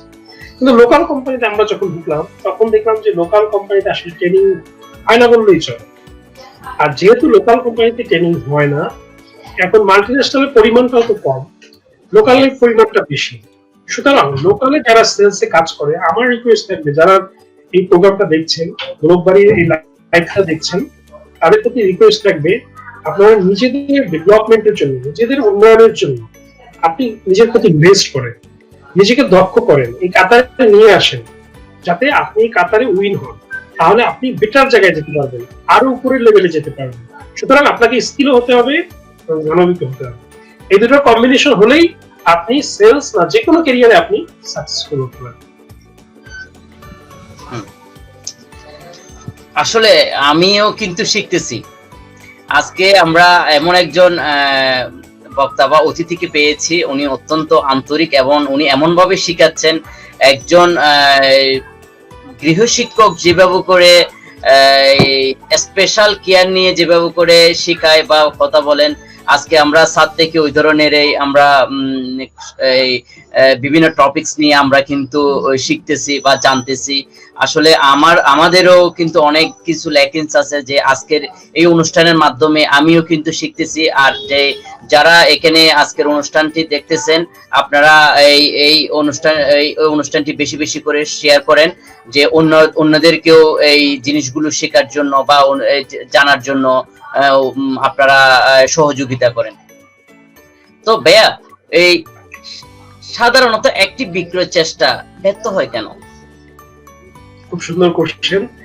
আপনি যেহেতু নিজেও সেলসম্যান, আপনি এমন এমন কোশ্চেন গুলো বলছেন যেগুলো একেবারে সেলসের সাথে জড়িত। আচ্ছা, বিক্রয় চেষ্টাটা কেন ব্যর্থ হয়? আমরা সবাই, আমি কিছুক্ষণ আগেও বলছিলাম যে আমরা সবাই প্রোডাক্টের ফিচারের উপর বেশি কনসেন্ট্রেট। একটা কাস্টমার যখন আমার শোরুমে আসে বা আমি যখন একটা কাস্টমারের কাছে যাই, আমি কিন্তু বেশি প্রেফার করি to show my product, to show my product features, to convince the customer, then customer will buy the product. আমার কিন্তু ফার্স্ট প্রেফারেন্স এটাই থাকে যে আমার আজকে দিনে কি টার্গেট, আমার মান্থলি কি টার্গেট, আমার আমার বেতন যেটা থেকে আসবে। আমি কিন্তু প্রথমেই কাস্টমার ঢোকার পরেই, স্যার এই প্রোডাক্টটা নেন, স্যার এই প্রোডাক্টটা নেন, এইটা ভালো, এইটা ভালো, এরকম করে কিন্তু আমি কাস্টমারকে বলতে থাকি। তার ইমোশনটাকে বুঝি না, তাকে চিনি না, তাকে জানি না। বিষয়টা হচ্ছে এরকম, বিষয়টাকে আরো সহজ করে বলি তাহলে সবার বুঝতে সুবিধা হবে। মনে করেন আপনি বিয়ের জন্য একটা মেয়ে দেখতে গেছেন, দেখার সাথে সাথে বলতেছেন আমি এখন বিয়ে করবো, বিয়ে দিতেই হবে, বিয়ে না দিলে কোনো রক্ষা নেই। এইটা কি হয় ভাইয়া? আপনি একটা মেয়েকে দেখতে গেছেন, আপনি ফার্স্ট একটা গ্লান্স আপনি দেখবেন, তারপর আপনি খোঁজ খবর নিবেন, ফ্যামিলিগত ভাবে খোঁজ খবর নিবে, দেন সুইটেবল মনে করলে দেন আপনাদের বিয়েটা হবে। ঠিক কাস্টমারটাও কিন্তু এরকম। কাস্টমার কিন্তু তার প্রেফারেন্সটা আপনার কাছ থেকে খুঁজবে। আপনি কিভাবে তাকে হ্যান্ডেল করছেন, তাকে কিভাবে ডিল করছেন, সে আসলে আপনার কাছ থেকে রেসপেক্ট পাচ্ছে কিনা। আপনি তার সাথে প্রথমেই আপনি তার সাথে কথা বলেন, সালাম দেন, কথা বলেন, স্যার কেমন আছেন, বাসার সবাই কেমন আছে, স্যার আপনার ড্রেসটা তো অনেক সুন্দর লাগছে, আপনার ঘড়িটা স্পেশালি অনেক সুন্দর। তখন দেখবেন সে ইমোশনালি অনেক দুর্বল হতে থাকবে, যেটা সত্যি আপনি সেটাই বলেন, বাড়িয়ে বলার দরকার নেই। তখন স্যার একটু বসেন না, আপনি বাইরে থেকে আসছেন, খুব বড় আপনি স্যার পরে কিনে না, মানে এখনই কিনতে হবে না, আপনি ঠান্ডা হন স্যার, আপনি আগে রিল্যাক্স হন স্যার, আপনি পরে কিনেন, কোনো সমস্যা নেই, না কিনলেও সমস্যা নেই, আপনার যেটা যেটা দেখেন আপনি দেখেন। তখন কি ওই কাস্টমারটা আরো প্রেফার করবে আপনার সাথে কথা বলতে। কাস্টমার কিন্তু মনে আপনি ধরে গেছেন, তখন কাস্টমারটা কি করবে, আপনার সাথে কথা বলবে, আপনার সাথে একটু সময় দিতে পছন্দ করবে। তখন কিন্তু আপনি একটা উইন উইন সিচুয়েশনে। আর আমাদের ম্যাক্সিমাম সেলসম্যানরা কি করে, তারা একটা কাস্টমারের সাথে যুক্তিতে জিততে চায়, তারা বিভিন্ন যুক্তি তর্ক পেশ করে যে তার product is the best one in the market, you have to buy this, but customer is not bound to buy your product, you have to remember this, যে কাস্টমার আপনার প্রোডাক্ট কিনতে কিন্তু বাধ্য না। বাট আমাদের সেলসম্যানদের অ্যাটিটিউডটা এরকম থাকে, এই প্রোডাক্ট আজকে আপনার কিনে বের হয়ে যেতে হবে, তো এই জায়গাতে কাস্টমারের সাথে আসলে আর সে লজিক দিয়ে নিজেকে প্রতিষ্ঠা করতে চায় যে তার প্রোডাক্ট সেরা, তার প্রোডাক্টই বাজারের সবচেয়ে সেরা, তার প্রোডাক্টই কিনতে হবে, সে লজিক দিতে চায়। আর কাস্টমার যে লজিক গুলো দেয়, সে কাস্টমারের লজিকটাকে যুক্তি খণ্ডন করার চেষ্টা করে। আমি এই জায়গায় সকল সেলসম্যানকে বলবো, এই কাজটা আপনারা কখনো করবেন না। আপনি নিজে হারেন না, আপনি নিজে হারলে আপনি জিতে যাবেন, এই জিনিসটা বুঝে না। আপনি কাস্টমারকে প্রায়োরিটি দেন, কাস্টমার বলুক না, আপনি কাস্টমারকে প্রায়োরিটি দেন। কাস্টমার যখন প্রায়োরিটি পাবে, সে কিন্তু ফ্লেক্সিবিলিটি পাবে তার কথা বলার, তার ওপিনিয়ন ব্যক্ত করার, তখন কিন্তু সে আপনার সাথে ডিল করতে চান। আর আপনি যখন একচেটিয়ে বলবেন, তখন কিন্তু কাস্টমার আপনার উপর বিরূপ প্রতিক্রিয়া জ্ঞাপন করবে, কি বলছে না বলছে, আমার কথা শুনছে না, দু প্রোডাক্টই কিনবো। ম্যাক্সিমাম ক্ষেত্রে কিন্তু এই বিষয়টাই হয়। তো যুক্তিতে জেতা যাবে না। আমরা অনেকে ভাবি যে যুক্তিতে জিতলে আমরা মনে হয় কাস্টমারকে হারিয়ে আমরা অনেক কিছু করতে পারবো। আসলে এটা ভালো কিছু না। আমরা অনেক সময় দেখি অনেকে বলে যে কাস্টমার ইজ দ্য কিং, অনেকে বলে এটা ফিলিপ কোটলারের কথা। আসলে এটা ফিলিপ কোটলারের কথা না, বাট আমাদের পরিবেশ থেকে আসা কাস্টমার ইজ দ্য কিং। তো আপনি সেটাই ভাবেন, আর কথা শুনেন, কাস্টমারকে খুশি করার, কাস্টমারের সাথে র্যাপো বিল্ডিং করেন। কাস্টমার দেখবেন আপনার কাছ থেকেই প্রোডাক্ট কিনবে, ওই কাস্টমারটা সারা জীবন আপনার থাকে। অনেক কাস্টমার রাত্র 10টার সময় আপনাকে ফোন দিতে পারে, আপনার মনে হলো যে রাত্র 10টায় আমাকে ফোন দিয়েছে, কাস্টমার কত বেয়াদব, রাত্র 10টায় আমাকে ফোন দিয়েছে। আপনার প্রফেশনই তো এটা ভাইয়া, আপনার প্রফেশনই হচ্ছে to satisfy customer needs and demands, যেটা আমরা মার্কেটিং থেকে শিখেছি। তো মনে করেন একটা ডাক্তারের কাছে একটা রোগী রাত্রিবেলায় ফোন দিতেই পারে, সে অসুস্থ। এখন যদি ডাক্তার বলে রাত্র 10টার সময় আমাকে ফোন দিয়েছে, 11টার সময় আমাকে ফোন দিয়েছে, রোগীটা অসুস্থ, রোগীটা মারা যাচ্ছে, আমাদের ডাক্তারের উচিত না তাকে সার্ভ করা? অবশ্যই অ্যাজ এ সেলসম্যান আপনিও সার্ভ করেন না, আপনি জানেন না আপনি কি করছেন। আমার লাইফ থেকে শেখা, আমি এমন কিছু কাস্টমারকে পেয়েছিলাম যে কাস্টমার গুলো আমাকে অনেক বড় ভ্যালু দিয়েছে। সবার জন্য একই মেসেজ, আপনি এই কাস্টমারের মাধ্যমে আপনি কি পাবেন আপনি হয়তো জানেন না, আপনি হয়তো অনেক কিছু পেয়ে যেতে পারেন এই কাস্টমারের মাধ্যমে। এই কাস্টমারটা হয়তো সারা জীবন আপনার কাস্টমার হয়ে যেতে পারে, সারা জীবন আপনার রেভিনিউ জেনারেট করতে পারে। You can imagine. সুতরাং কোনো কাস্টমারের সাথে বাজে বিহেভ করা যাবে না। হ্যাঁ, আপনি এরকম হতে পারে যে আপনি রাত্র 11টার সময় আপনি শুয়ে পড়েছেন, আপনি কাস্টমারকে বলেন যে ভাইয়া আমি তো এখন শুয়ে পড়েছি, কোনো সমস্যা থাকলে বলেন বা কোনো মেসেজ দিয়ে দেন, আমি সকালে উঠে আপনারটা সলভ করে দেবো। সুন্দরভাবে দুটো কথা বলেন, সুন্দরভাবে কথা বলাও কিন্তু সদকা। আমরা যেহেতু মুসলিম, সুন্দরভাবে কথা বলাটাও সদকা। তো সেটাই বলেন না, কাস্টমার দেখবেন স্যাটিসফাই হয়ে যাবে যে আপনি তাকে রেসপন্স করেছেন, আপনি তাকে ফিডব্যাক দিয়েছেন। কারণ সে কিন্তু অন্য 10টা সেলসম্যানের কাছে ফোন দেয়নি, এটাও কিন্তু আপনাকে বুঝতে হবে। সে কিন্তু আপনার কাছে ফোন দিয়েছে, দ্যাট মিনস আপনি কিন্তু সেই লেভেলটাতে পৌঁছে গেছেন, তার সেই বিশ্বস্ততার জায়গাটায় পৌঁছে গেছেন। তো সেই বিশ্বস্ততার জায়গা থেকে কিন্তু আপনাকে উইন করতে হবে। এই কাস্টমারটাই আপনাকে জীবনে এমন সেল দিতে পারে ইউ ক্যান্ট ইমাজিন। সুতরাং কাস্টমারকে কেয়ার করতে হবে, কাস্টমারের আবেগগুলোকে অ্যাকসেপ্ট করতে হবে, কাস্টমারের যুক্তি তত্ত্বগুলোকে আপনি মেনে নেন, আপনি হেরে যান না। আপনি ওই হেরে যাওয়াটাই আপনার জয়ী হওয়া হবে। আপনি জানবেন না যে আপনি কত বড় জয়ী হয়ে গিয়েছেন। দেখবেন যে আপনারা যখন দুজন বিতর্ক করেন, তখন দেখবেন যে একজন যদি চুপ হয়ে যায়, আস্তে আস্তে যে কথা বলছে সে কিন্তু একটা সময় থেমে যাবে, তার কিন্তু আপনি যদি রেসপন্স না করেন তার কিন্তু ভালো লাগবে না। সুতরাং আপনি একটু চুপ হয়ে যান না, দেখবেন কাস্টমার আপনার প্রতি কনসেন্ট্রেট হবে, কাস্টমার আপনাকে পছন্দ করবে, কাস্টমার আপনার কাছে বলতে চাবে। তখন কিন্তু আর আপনার বিক্রয় চেষ্টাটা আপনার ব্যর্থ হবে না, তখন বিক্রয় চেষ্টাটা হয়ে যাবে। মানে কাস্টমারের কাছে আপনাকে কনসালটেন্ট হবে। যখন কনসালটেন্ট হবেন তখন কাস্টমার যে কোনো সময় আপনাকে ফোন দিবে। আমার এরকম মনে আছে, আমি চলে এসেছি খুলনা থেকে, অনেক কাস্টমার আমাকে এখনো ফোন দেয়। আমি তো হুবাইতে এখন নেই, যে নিজাম ভাই আমি এই সেটটা কিনবো, কেমন হয়? আমি কিন্তু আবার তাকে সবকিছু স্পেক দেখে আমি বলে দিই। আমি কিন্তু বলি না যে আমি পারবো না, আমি জানি না, কারণ এটা আমার ধর্ম না, কারণ আমি সেলসম্যান। সে আমার কাছে এখনো বিশ্বস্ততা রাখে, সেই বিশ্বস্ততার লেভেলটা কিন্তু আমি এখনো ধরে রেখেছি।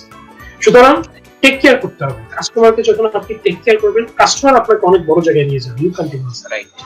জি জি ভাইয়া, আমি ওটার আপনার ওই কথার প্রসঙ্গে আমি বলি, আমি আমার কর্মজীবন শুরু করি ওয়ালটন গ্রুপে, ওয়ালটন প্লাজাতে আমি কাজ করেছি চট্টগ্রামে স্টেশন রোড ব্রাঞ্চ থেকে। ওখান থেকে আমার প্রফেশন শুরু। এরপর আমি বিবিএস কেবলসে আসি। তো আমার সেলস প্রফেশনও প্রায় 5 বছরের কাছাকাছি।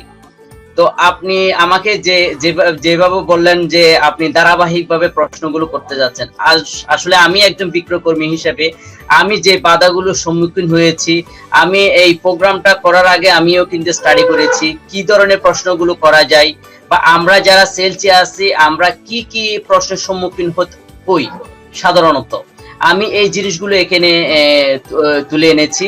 তো এখানে আরো বেশ কিছু প্রশ্নের আপনাকে আনসার দিতে হবে।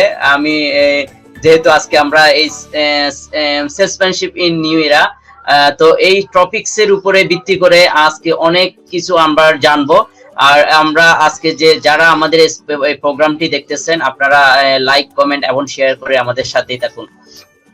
তো ভাইয়া, ক্রেতাদের বৈশিষ্ট্য বেশ দ্রুত বদলে যাচ্ছে। আমি আবার বলছি, ক্রেতাদের বৈশিষ্ট্য বেশ দ্রুত বদলে যাচ্ছে। এই বিষয়টা একজন বিক্রয়কর্মীর জন্য থ্রেট নাকি অপরচুনিটি? ওয়েল, আমাদের সবকিছুই দেখেন এখন দ্রুত চেঞ্জ হচ্ছে। যদি আপনি ধরেন আজ থেকে 15 বছর আগে আমরা কিন্তু রাস্তায় রাস্তায় বুথ ছিল টেলিফোন করার। আমরা কার্ড কিনে তারপর কিন্তু টেলিফোন করতাম বুথ সিস্টেমে। এখন কিন্তু সেটা নেই, কারণ সময়ের পরিবর্তনে সবকিছু হারিয়ে গিয়েছে। আবার আপনি যদি 10-12 বছর বা 15 বছর আগে ধরে, আমরা কিন্তু ফিতায় গান শুনতাম। এখন কিন্তু আর ফিতায় কেউ গান শোনে না। তারপর আপনি দেখেন ডিভিডি প্লেয়ার ছিল, এখন কিন্তু ভার্চুয়াল ড্রাইভ চলে আসছে বা ভার্চুয়াল ক্লাউড স্টোরেজ চলে আসছে। এগুলো কিন্তু চেঞ্জ হচ্ছে রেপিডলি। এখন ধরেন কথার কথা, আগের দিনে যখন টেলিফোন থাকতো বাসায়, ল্যান্ডফোন যেটাকে আমরা বলি, একটা ল্যান্ডফোন কিন্তু 10-12 বছর আগে নষ্ট না হলে কেউ পরিবর্তন করতে হবে, তাই না? নষ্ট হলে তারপর পরিবর্তন হতো। এখন কিন্তু মোবাইল সেট দেখেন কত পরিবর্তন হচ্ছে। আমরা একটা মোবাইল সেট নিয়ে কিন্তু থাকছি না। একটা মোবাইল সেট আমরা হয়তো বছরে 2 বারও চেঞ্জ করি। আবার যদি ধরেন, অনেকে দেখবেন যে গাড়ি চালায়, একটা গাড়ি নিয়ে সে কিন্তু হ্যাপি না, সে কিন্তু প্রায় মডেল চেঞ্জ করছে। দ্যাট মিনস কি, বায়ার পারচেসিং যে টেকনিক, এটা চেঞ্জ হচ্ছে। বায়ার পারচেসিং স্ট্র্যাটেজি চেঞ্জ হচ্ছে। এক এক বায়ার এখন এক এক রকম চাচ্ছে। তো এটা আমি থ্রেট বলবো না, আমি বলবো যে এটা একটা অপরচুনিটি। কিরকম অপরচুনিটি আমি আপনাকে বুঝে, মনে করেন আগে আপনি দোকানে গিয়ে আপনার বায়ার কালেক্ট করতে হতো। কথার কথা এক্সাম্পল, দোকানে গিয়ে আপনার বায়ার কালেক্ট করতে হতো।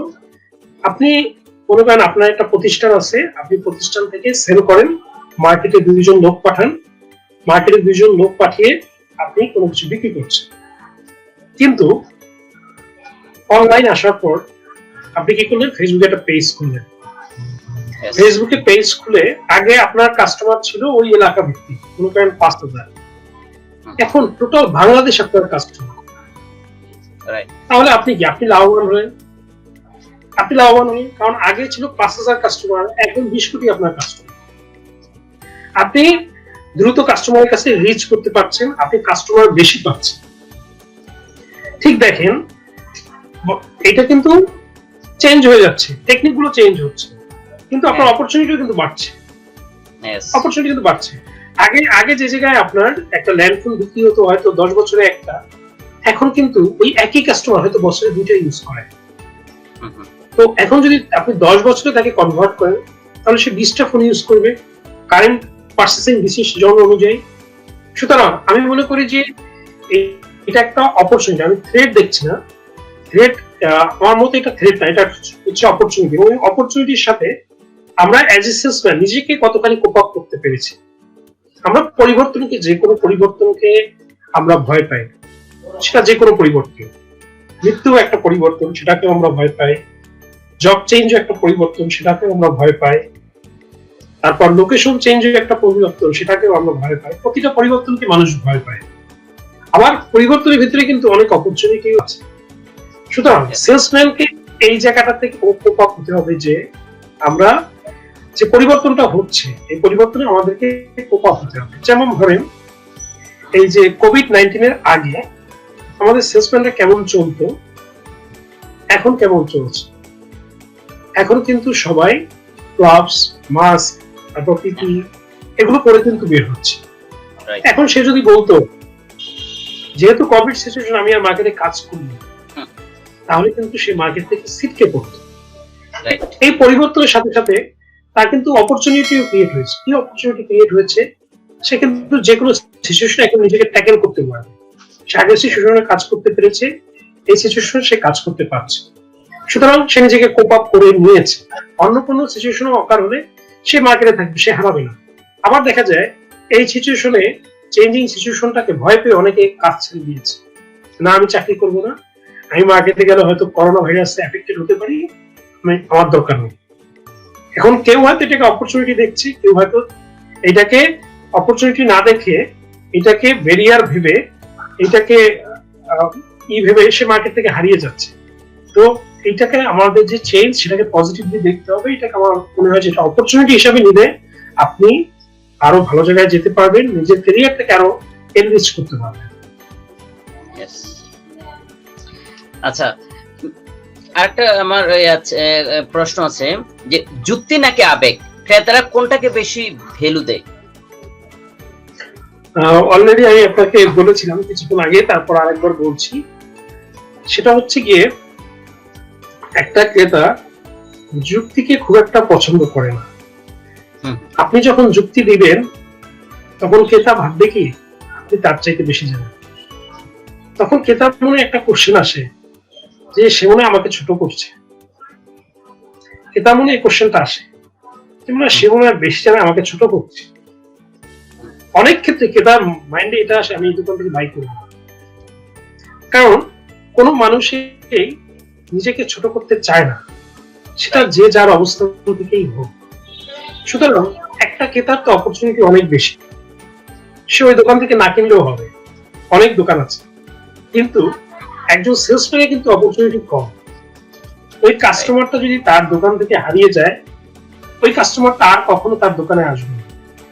আর ওই কাস্টমারটাকে সে যদি প্রপারলি সার্ভ করতে পারে, ওই কাস্টমারটা সারা জীবন তার কাস্টমার হবে। সুতরাং এই যে কিন্তু ইমোশনাল ব্যাপারটা চলে আসছে। ইমোশনালি দেখেন, আপনি দেখেন ক্লাসমেট আর ক্লাস ফ্রেন্ড দুজনের মধ্যে পার্থক্য কি? ক্লাস ফ্রেন্ডের কাছে আপনি টাকা ধার চান না, ক্লাস ফ্রেন্ডের কাছে কিন্তু আপনি গার্লফ্রেন্ডের মতো বলবেন না, ক্লাস ফ্রেন্ডের কাছে কিন্তু আপনি আপনার গোপন কথা বলবেন না, বাট ফ্রেন্ডের কাছে কিন্তু আপনি গোপন কথা বলবেন, টাকা ধার চাবেন। কেন?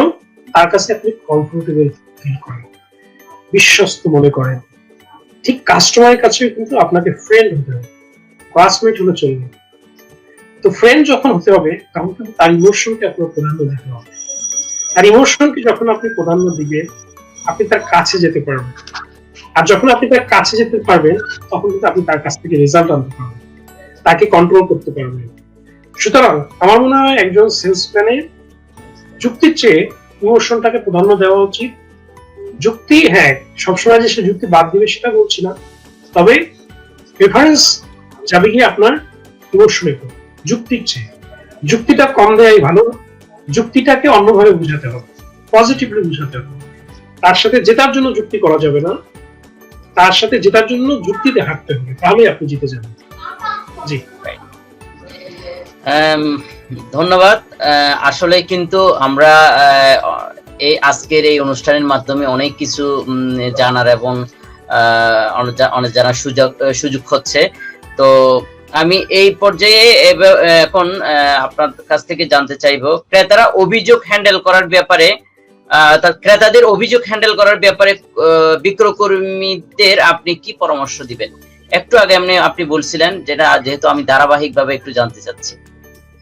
জি জি জি, আমি অলরেডি বলে দিয়েছি। হ্যাঁ, এটা তো বলেছেন। হ্যাঁ, অভিযোগ হ্যান্ডেলের ব্যাপারে তাকে ধৈর্য ধরতে হবে, তার সাথে কথা বলতে হবে, তার সাথে র্যাপো বিল্ড করতে হবে, তার সাথে রিলেশন করতে হবে। এরকম যখন আপনি করবেন তখন কিন্তু আপনি তার কাছে ফ্লেক্সিবল হয়ে যাবেন। আর প্রথমে যদি আপনি প্রোডাক্ট বিক্রি করতে যান তাহলে কিন্তু ওই প্রোডাক্টটা সেল হবে না। সুতরাং বিক্রির চিন্তা আপনি ভুলে যান। ক্রেতাদের অভিযোগগুলোকে আপনি শুনেন, রেসপেক্ট করেন তার অভিযোগকে। হ্যাঁ, আপনিও বলেন যে না না, আপনি যেটা বলেছেন সেটা সঠিক। তখন ক্রেতা হবে কি, মনে শান্তি পাবে। তখন কিন্তু আপনার কথাও সে শুনবে। তার অভিযোগগুলো আপনি সব শুনেন না। দ্যাট ডাজ নট মিন যে তার অভিযোগগুলো আপনার জিততে হবে। আগে আপনি টেক করেন। টেক করতে করতে সে কিন্তু একটা সময় থেমে যাবে, কাম এন্ড কুল হয়ে যাবে সে। যখন কাম এন্ড কুল হবে তখন আপনার জিনিসটা আপনি সুন্দর আস্তে আস্তে প্রেজেন্ট করেন, তখন দেখবেন সেও আপনার কথা আস্তে আস্তে শুনবে। কারণ কি, তার অভিযোগগুলো যখন সে বলবে, আপনি যদি সেই অভিযোগের আসপেক্টে আপনি আবার উল্টো যুক্তি দেন তাহলে কিন্তু এটা ফায়ার হয়ে যাবে। সে জায়গায় রেজাল্ট না হয়ে কিন্তু রেজাল্ট আরো খারাপ হবে। সুতরাং অভিযোগগুলো ধৈর্যের সাথে সুন্দরভাবে পজিটিভলি ডিল করতে হবে, শুনতে হবে। শুনে আস্তে আস্তে আপনি ক্রেতাকে ঠান্ডা করবেন, ঠান্ডা করে তাকে চা নাস্তা খাওয়াবেন, দেন আপনি আস্তে আস্তে আপনারটা বলবেন। দেখবেন যে ক্রেতা একসময় আপনার সহজ জিনিসগুলো অ্যাকসেপ্ট করবে। আচ্ছা আচ্ছা, আগামীতে বিলাসজাত অর্থাৎ বিলাসবহুল আর কি বা কম প্রয়োজনীয় দ্রব্যের বিক্রয় কর্মীরা কি হুমকির মুখে পড়বে বলে আপনি মনে করেন? আগামীতে বিক্রয় কর্মীরা, হ্যাঁ, এখন বিষয়টা হচ্ছে যে কিছু কিছু প্রোডাক্ট যদি আপনি ধরেন যে বিলাসজাত দ্রব্য বা কম পণ্যের দ্রব্য, এগুলা কি অবস্থা হবে।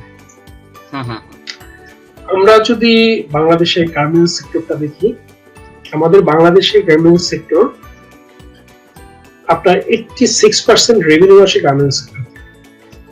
আমাদের টোটাল যে রেভিনিউ তার 86% আসে গার্মেন্টস সেক্টর। মজার বিষয় হচ্ছে আমাদের ইকোনমি টোটালি গার্মেন্টস উপর ডিপেন্ডেন্ট, কারণ আমাদের ফরেন রেমিটেন্স 86% গার্মেন্টস।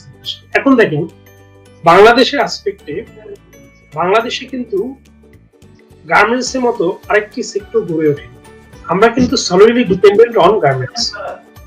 আপনি যদি ধরেন একটা সময় জুট ছিল, এখন কিন্তু জুট নেই। তারপর দেখেন চামড়া শিল্প, সেটাও কিন্তু ওইভাবে নষ্ট হয়ে গিয়েছে।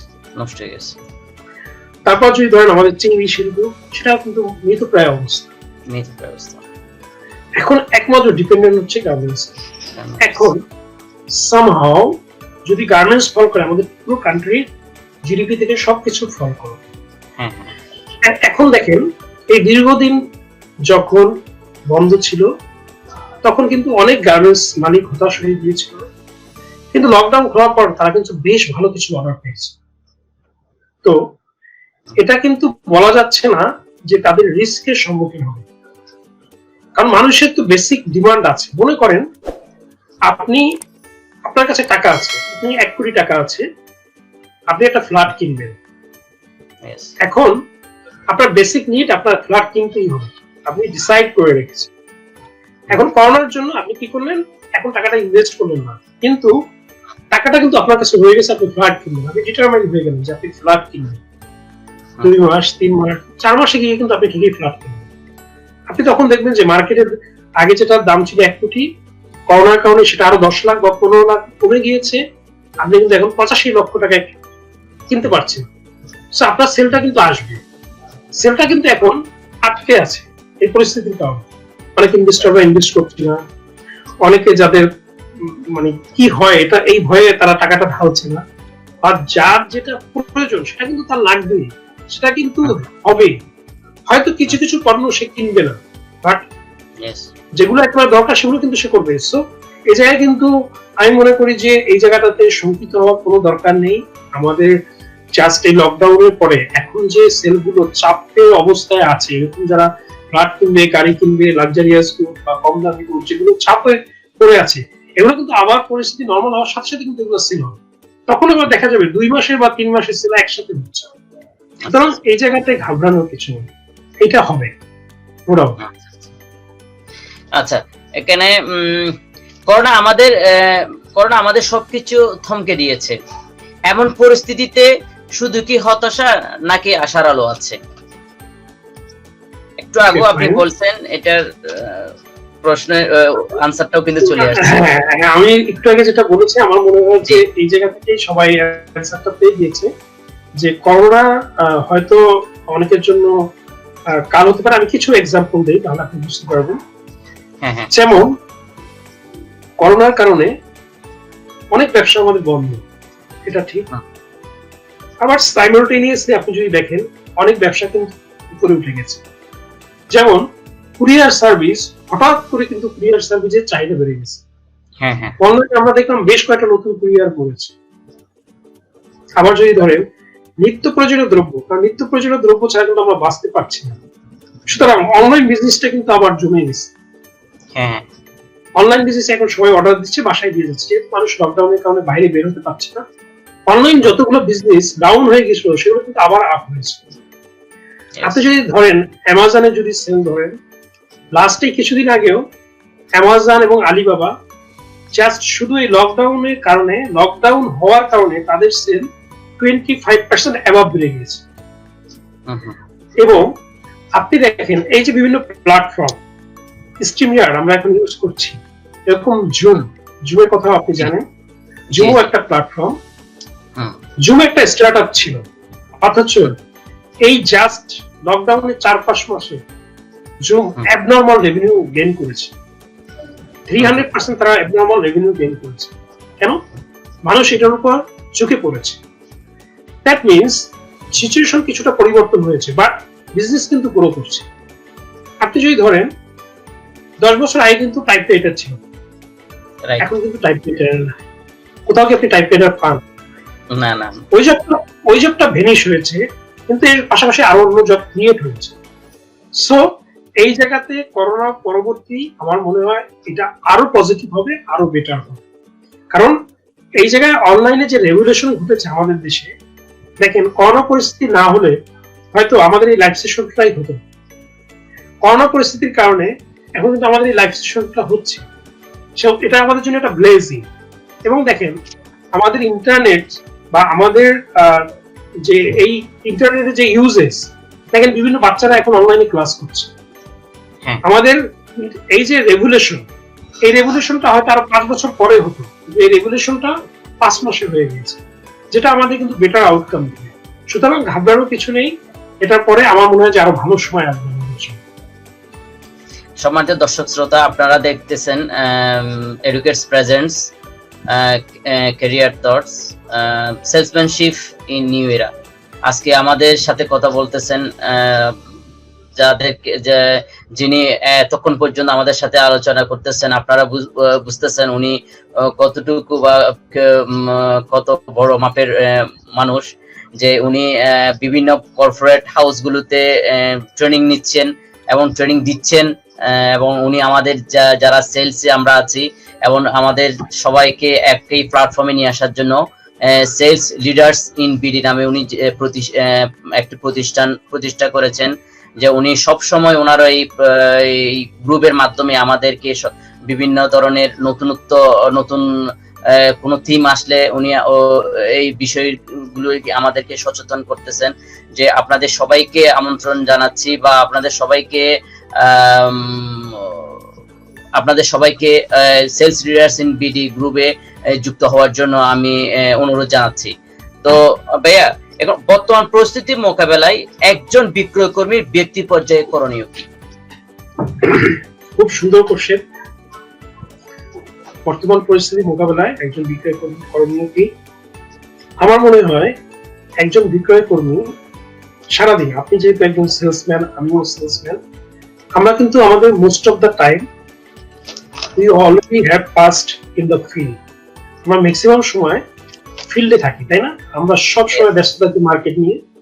আপনি যদি ধরেন একটা কোম্পানি হেড অফ সেলস থেকে শুরু করে ডিএসআর পর্যন্ত সবাই কিন্তু মার্কেটে থাকতে হয়, কারণ আমাদের কাজের নেচারটাই হচ্ছে মার্কেট। তো আমি মনে করি এই পরিস্থিতি আমাদেরকে অনেক কিছু শিখিয়েছে। এই পরিস্থিতির কারণে আমরা কিন্তু দেখেন একেবারে ফ্যামিলিকে সময় দিতে পারতাম না, বাট এখন কিন্তু আমি আমার ফ্যামিলিকে সময় দিতে পারছি। Home office Yes. করেছি 2 থেকে 2.5 মাস, ফ্যামিলির সাথে আমাদের বন্ডিং হয়েছে। সেলসম্যানরা স্পেশালি ফ্যামিলিকে সময় দিতে পারে। আর দেখা যায় উইকলি বিভিন্ন মিটিং থাকে বা ট্রেনিং থাকে বা ইয়ারলি কি বলে মান্থলি মিটিং থাকে। সো আমরা কিন্তু Meeting থাকে, উইকেন্ডেও আমাদের কাজ করতে হয়। সো আমি মনে Yes. করি এটা আমাদের জন্য বেটার অপরচুনিটি আমাদের ফ্যামিলির সাথে বন্ডিং করার, কারণ আমাদের লাইফ বিশাল পার্ট হচ্ছে আমাদের ফ্যামিলি। ওই যে কথাটা আমরা বলছিলাম যে দক্ষতা এবং মানবিক গুণাবলী, সো আমাদের মানবিক গুণাবলীটাও দরকার। সো আমরা আমাদের সন্তানদেরকে বা আমাদের ফ্যামিলি মেম্বারদেরকে খুব কাছে পেয়েছি 2-2.5 মাস। কিন্তু আমার ছেলের সাথে আমি একসাথে নামাজ পড়েছি, আমার ফ্যামিলির সাথে পড়েছি, যেটা কিন্তু আমি জব লাইফে কখনো চিন্তাও করিনি যে দিনে এইভাবে নামাজ পড়বো বা থাকবো। ফ্যামিলিকে অনেক সময় দেওয়া হয়েছে।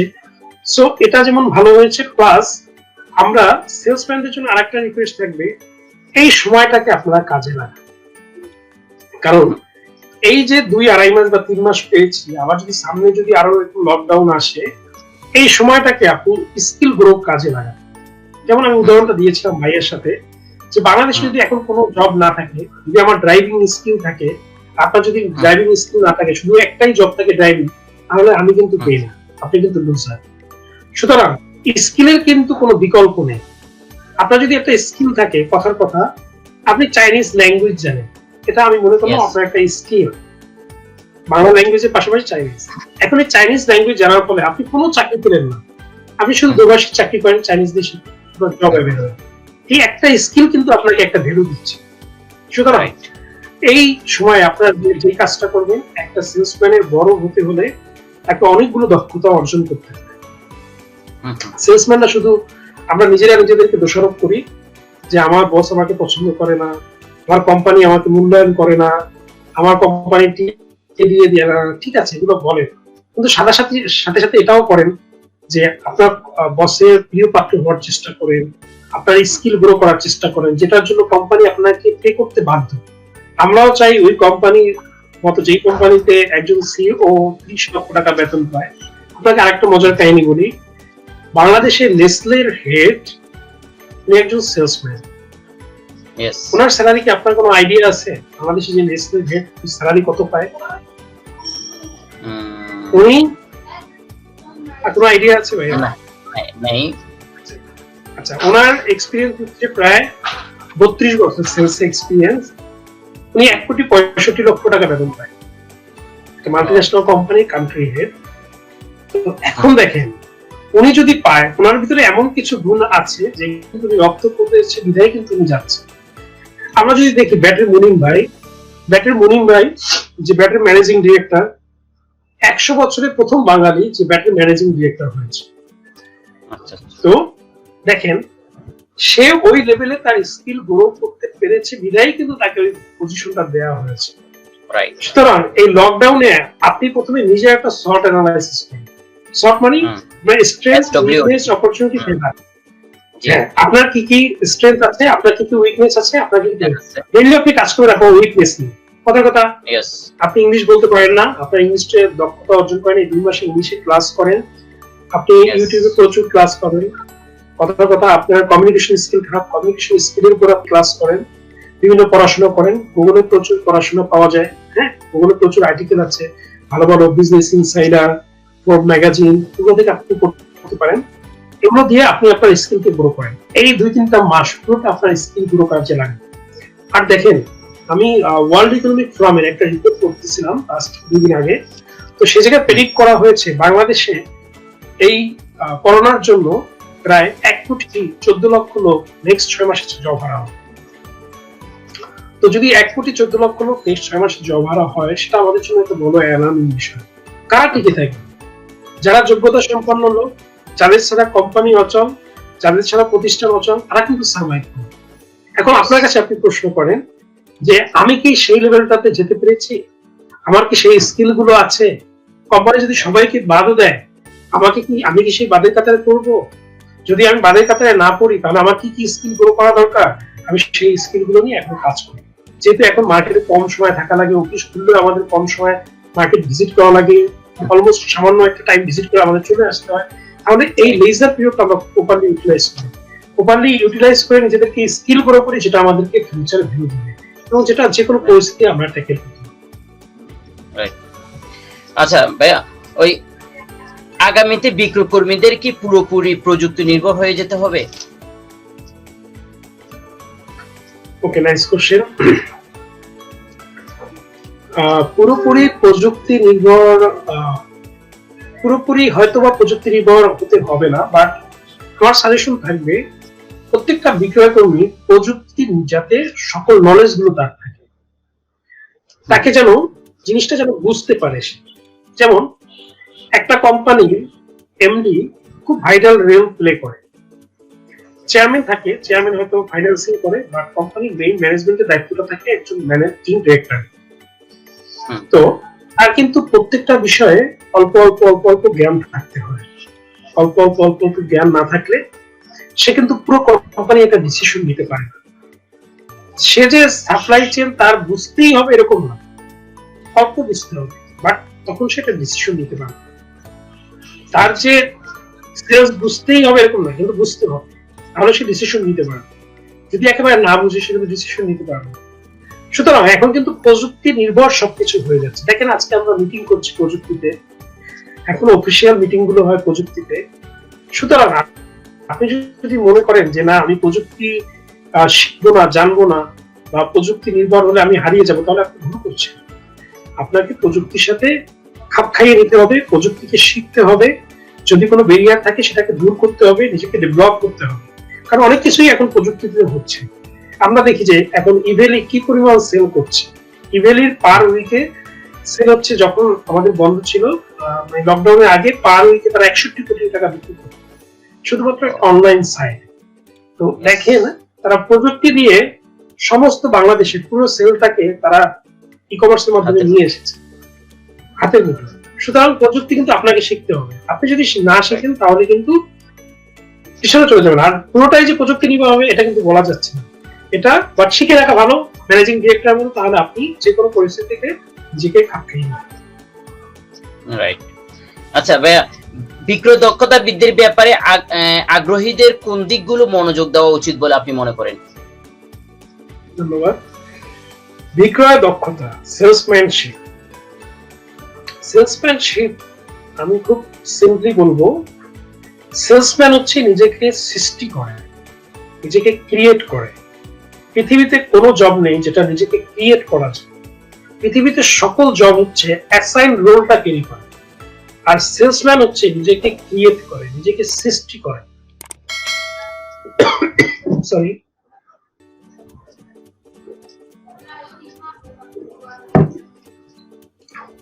একজন সেলসম্যান সে এক্সিকিউটিভ হয়ে হিসেবে ঢুকলো, তার সাথে 10 জন এক্সিকিউটিভ ঢুকছে, সে তার পারফরমেন্স, সে তার সবকিছু দিয়ে সে দেখা গেছে 5 বছরের ভিতর হেড অফ সেলস বা 7 বছরের ভিতরে হেড অফ সেলস, তার সাথে কলিগ কখনো এরিয়া ম্যানেজার বা আরএসএম। কেন? সে নিজেকে সৃষ্টি করতে পেরেছে, যেটা অন্য কেউ সৃষ্টি করতে পারেনি।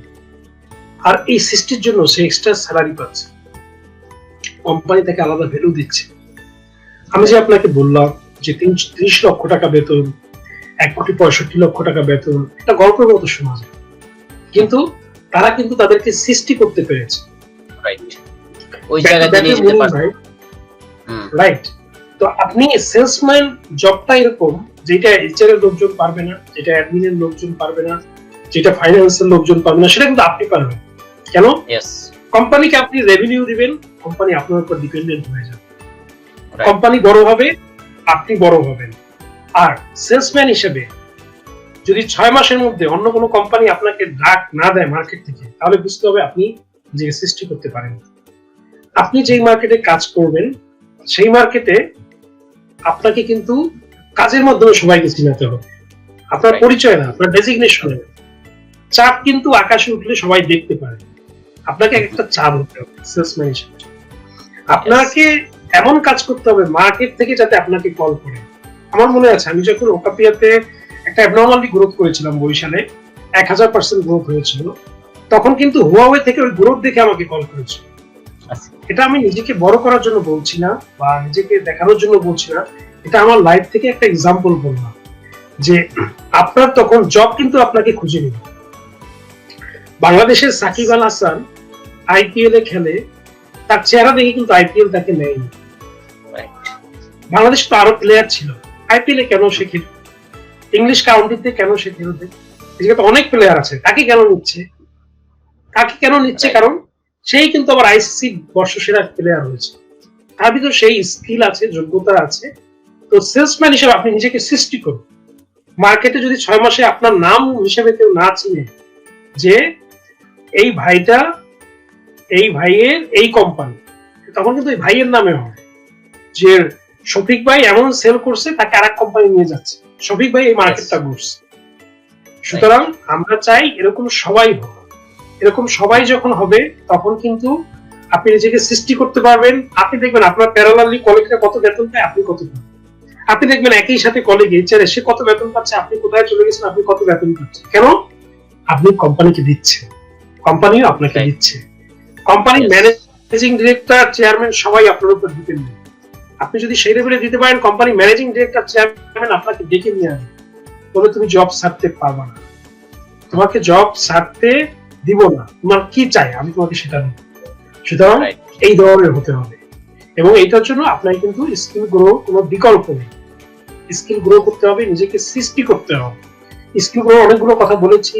ভালো পজিশনে যেতে হলে আপনার লিডারশিপের উপর নলেজ থাকতে হবে, প্রেজেন্টেশন স্কিলের উপর নলেজ থাকতে হবে, কমিউনিকেশন স্কিল ভালো হতে হবে, ইংলিশের উপর দক্ষতা ভালো থাকতে হবে, আদারওয়াইজ আপনি কিন্তু ভালো জায়গায় যেতে পারবেন না। সুতরাং এগুলোর মাধ্যমে আপনার নিজেকে প্রতিষ্ঠিত করতে হবে। রাইট। আচ্ছা ভাইয়া, ভবিষ্যতে যারা এই জগতের নেতৃত্ব দিতে চায় তাদের প্রতি আপনার পরামর্শ কি? কিছুক্ষণ আগেও বলেছেন, যা একটু ধারাবাহিকভাবে আমি ভবিষ্যতে যারা সেলস প্রফেশনে নেতৃত্ব দিতে চান, আমি তাদেরকে প্রথম যে পরামর্শ দেব, আপনি শুধু মার্কেটে থাকেন। ফার্স্ট ওয়ান, শুধু মার্কেটে থাকবেন, মার্কেটে থেকে শুধু হাঁটবেন। আমার মনে আছে আমি যখন বাংলালিংকে জয়েন করি, তখন একটা প্রজেক্ট ছিল আমাদের ডিরেক্ট টু ডোর। ওই ডিরেক্ট টু ডোর তখন আমি কেবল ভার্সিটি থেকে পাস করেছি। তারপর direct to door Barisal regional coordinator ছিল। তো তখন মার্কেট অ্যাক্সেস ছিল আমাদের থার্ড পার্টি। তো মার্কেট অ্যাক্সেসের পুরো সেটআপটা ছিল। ওই জায়গায় এরিয়া ম্যানেজার আমাকে রিপোর্ট করতো, area manager, field supervisor, field coordinator ছিল। কিন্তু আমার কিউরিওসিটির কারণে আমি করলাম কি, দেখলাম যে এরিয়া ম্যানেজার সে অফিসে বসে, সে অফিসে থাকে, তো দেখলাম সবাই একটা অফিসিয়াল পরিবেশ, কিন্তু আমার মন ঠিক ছিল না। আমি করলাম কি, যে ব্র্যান্ড প্রমোটার তার সাথে ডিরেক্ট মার্কেটে চলে গেলাম। তার সাথে যখন আমি ডিরেক্ট মার্কেটে গেলাম, আমি নিজে কাজ শেখার জন্য গেলাম বেসিক্যালি। তো আমি তার সাথে মার্কেটে গিয়ে দেখতাম সে কিভাবে কল করে। আমি তার কাছ থেকে কাজ শিখতাম, কারণ আমি তো তখন এটা ছিলাম না, তখন ভার্সিটি পাস করে আসছি। তারপর আমি নিজে কল করতাম। তো এই খবরটা যখন মার্কেট এক্সেসে ছড়িয়ে গেল যে বাংলালিংকের যে রিজনাল কোঅর্ডিনেটর সে চলে আসছে মার্কেটে, তখন দেখলাম যে এরিয়া ম্যানেজার, সুপারভাইজার সব মার্কেটে চলে আসছে। আমি ভাবলাম কাহিনী কি, ওরা তখন প্রেসারে সব মার্কেটে চলে আসছে। এবং এই মার্কেটের থেকে আমি কিন্তু আমার নিজেকে তৈরি করেছি, আলহামদুলিল্লাহ, আল্লাহর কাছে অনেক শুকরিয়া। তো মার্কেটে থাকা ব্যতীত কোনো সেলসম্যান আসলে বুঝবে না, কারণ মার্কেট থেকে আপনার সৃষ্টি, মার্কেট থেকে মার্কেট চেনা, মার্কেট থেকে আপনি রিটেল চেনা, মার্কেট থেকে ডিস্ট্রিবিউটরকে চেনা। মার্কেটে যত কদম আপনি বেশি দিবেন, আপনার তত সেলস আসবে। কেউ যদি বলে যে যারা হেড অফিসে থাকে, এসির ভিতরে থাকে, বড় বড় বসরা এসির ভিতরে থেকে শুধু কমান্ড দেয়, আমি তাদের উদ্দেশ্যে একটা কথা বলবো, এই যে বড় বড় বসরা যারা হয়েছে, তারা একটা সময় মার্কেটে হেঁটেই বড় বস হয়েছে, তারা মার্কেটে অলিতে গলিতে গিয়েই বড় বস হয়েছে। সুতরাং আপনাকে বড় বস হতে হলে প্রথমে হাঁটতে হবে। এপিকে আজাদ একটা কথা বলে যে প্রথমে শাইন করতে হলে নিজেকে শাইনিং হতে, মানে নিজেকে আগে পুড়তে হবে। নিজেকে পুড়লে তখন নিচে জ্বলতে পারবে। তো সেলস প্রফেশনাল হিসেবে প্রথম হচ্ছে গিয়ে মার্কেট, এটা প্রায়োরিটি সবার আগে। সেকেন্ড প্রায়োরিটি, আপনার সেলসম্যান হিসেবে আপনার রিপোর্টিং গুলো শিখতে হবে, এক্সেলে কিছু কাজ শিখবেন, প্রেজেন্টেশন, এই দুটো শিখতে হবে, মাস্ট বি, আদারওয়াইজ আপনি বড় পজিশনে যেতে পারবেন। থার্ড ওয়ান, আপনার কমিউনিকেশন স্কিল খুব ভালো হতে হবে। Communication skill that does not mean যে শুধু ইংলিশে কথা বলা, কিন্তু কমিউনিকেশন স্কিল, ইংলিশে কথা বলা হচ্ছে একটা ল্যাঙ্গুয়েজ আপনার পারদর্শী হবে। কমিউনিকেশন স্কিল হচ্ছে আপনার সাথে আপনার এসআর এর সম্পর্ক কেমন, আপনার সাথে ডিস্ট্রিবিউটরের সম্পর্ক কেমন, আপনার সাথে মার্কেটের রিটেলারের সম্পর্ক কেমন, আপনার সাথে কোম্পানির বসের সম্পর্ক কেমন। এই টোটালটা হচ্ছে একটা কমিউনিকেশন সার্কেল। এই কমিউনিকেশন সার্কেলে যদি আপনার স্কিলটা ভালো হয়, সবার সাথে রিলেশনটা ভালো হয়, আপনি কিন্তু অটো উপরে উঠে যাবেন, আপনি কিন্তু লিড দিতে পারবেন। আপনি বিলিভ ইট অর নট, একজন সিকিউরিটি গার্ডের সাথে আপনার ভালো সম্পর্ক রাখতে হবে। সিকিউরিটি গার্ড আপনাকে যে মেসেজ দিবে, ইউ ক্যান্ট ইমাজিন। কারণ maximum company managing director security guard বা অফিসের যে পিওনটা থাকে ওর কাছ থেকে সকল খবরাখবর নেয়।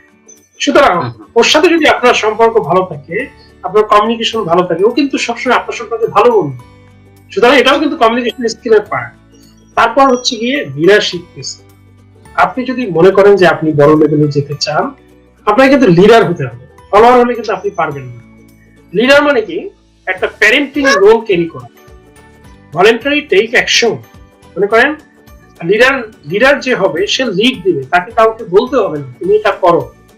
যে বলবে যে তুমি এটা করো, তোমাকে দিয়ে করতে হবে, তাহলে আপনি বসিং মুডে আছেন, আপনি লিডার হননি। লিডার হচ্ছে যার উপর মানুষ বেসিক্যালি প্যারেন্টিং রোল। যেমন আমরা আমাদের ফাদারের কাছে টাকা চাই, তার কাছে লিডারও এরকম হবে। লিডার বকা দিবে, আবার সে আপনাকে ভালোবাসবে, সে আপনাকে গ্রো করবে। লিডার ক্রিয়েটস মোর লিডার, সে আরো লিডার ক্রিয়েট করবে, সে ফলোয়ার ক্রিয়েট করবে। ওই যখন সে আরো লিডার ক্রিয়েট করবে, তার কাজ কিন্তু ইজি, তখন সে কিন্তু বসে থাকতে পারবে, কারণ তার কাজগুলো অটো হয়ে যাবে। আর সে যদি লিডার না ক্রিয়েট করে, সে যদি ফলোয়ার ক্রিয়েট করে, তাহলে কিন্তু সারা জীবনে তার কাজ করতে হবে। সুতরাং কোনটা ক্রিয়েট করা ভালো? অবশ্যই লিডার ক্রিয়েট করা ভালো, কারণ এই লিডার গুলো সারা জীবন আপনার কৃতজ্ঞতা করবে যে আমার বসের কাছ থেকে আমি কাজ শিখেছি, আমার বস আমাকে এই জায়গায় শিখিয়েছে, আমার বস আমাকে ডেভেলপ করে এই জায়গায় নিয়ে এসেছে। সুতরাং লিডারশিপ গ্রো করতে হবে আর রেজাল্ট ওরিয়েন্টেড হতে হবে। দিন শেষে কিন্তু আপনার রেজাল্ট থাকতে হবে। আর সবসময় 5 নম্বর যে পয়েন্ট, নিজের ইনভেস্ট করতে হবে। একজন সেলসম্যান, আমরা যদি তাকাই জ্যাক মার দিকে, আমরা যদি তাকাই সেই স্টিভ জবস দিকে, আমরা যদি এদের সবার দিকে তাকাই, তাহলে আমাদের ইচ্ছে হয় না তাদের মতো হতে? অবশ্যই ইচ্ছে হয়। সুতরাং আমাদের নিজেদেরকে ডেভেলপ করতে হবে, নিজেদেরকে ইনভেস্ট করতে হবে, নিজেদেরকে ট্রেন আপ করতে হবে, যেটার মাধ্যমে নিজেরা দক্ষ হয়ে আমরা শুধু বাংলাদেশ কেন, আমরা দেশের বাইরে চাকরি করার চিন্তা করি না।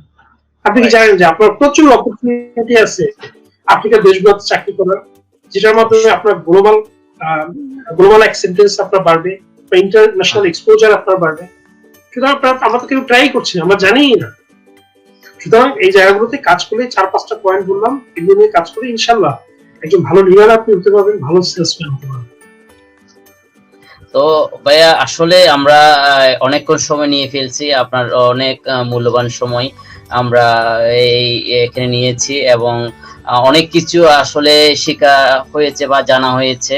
আপনারা আসলে বিভিন্ন ধরনের কর্পোরেট হাউসগুলোতে আপনারা কাজ করেছেন, আপনাদের রয়েছে অনেক দিনের অভিজ্ঞতা, বাস্তব অভিজ্ঞতা, যে আজকে যে আপনার থেকে যে আমরা যে পরামর্শ এবং যে দিক নির্দেশনাগুলো পেয়েছি, অবশ্যই এগুলো আমাদের এই যে বাস্তবিক লাইফে আমরা অবশ্যই প্রয়োগ করে আমরাও একদিন আপনাদের মতো সেলস আইকন ইনশাআল্লাহ হতে পারবো, এই প্রত্যাশা রাখতেছি। এবং আপনাকে অসংখ্য অসংখ্য ধন্যবাদ জানাচ্ছি আজকে এই ব্লগ বাড়ির আয়োজনে আপনি যে আমাদের মূল্যবান সময় দিয়েছেন।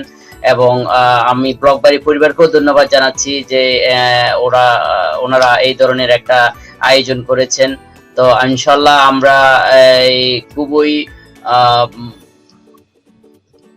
আমরা খুবই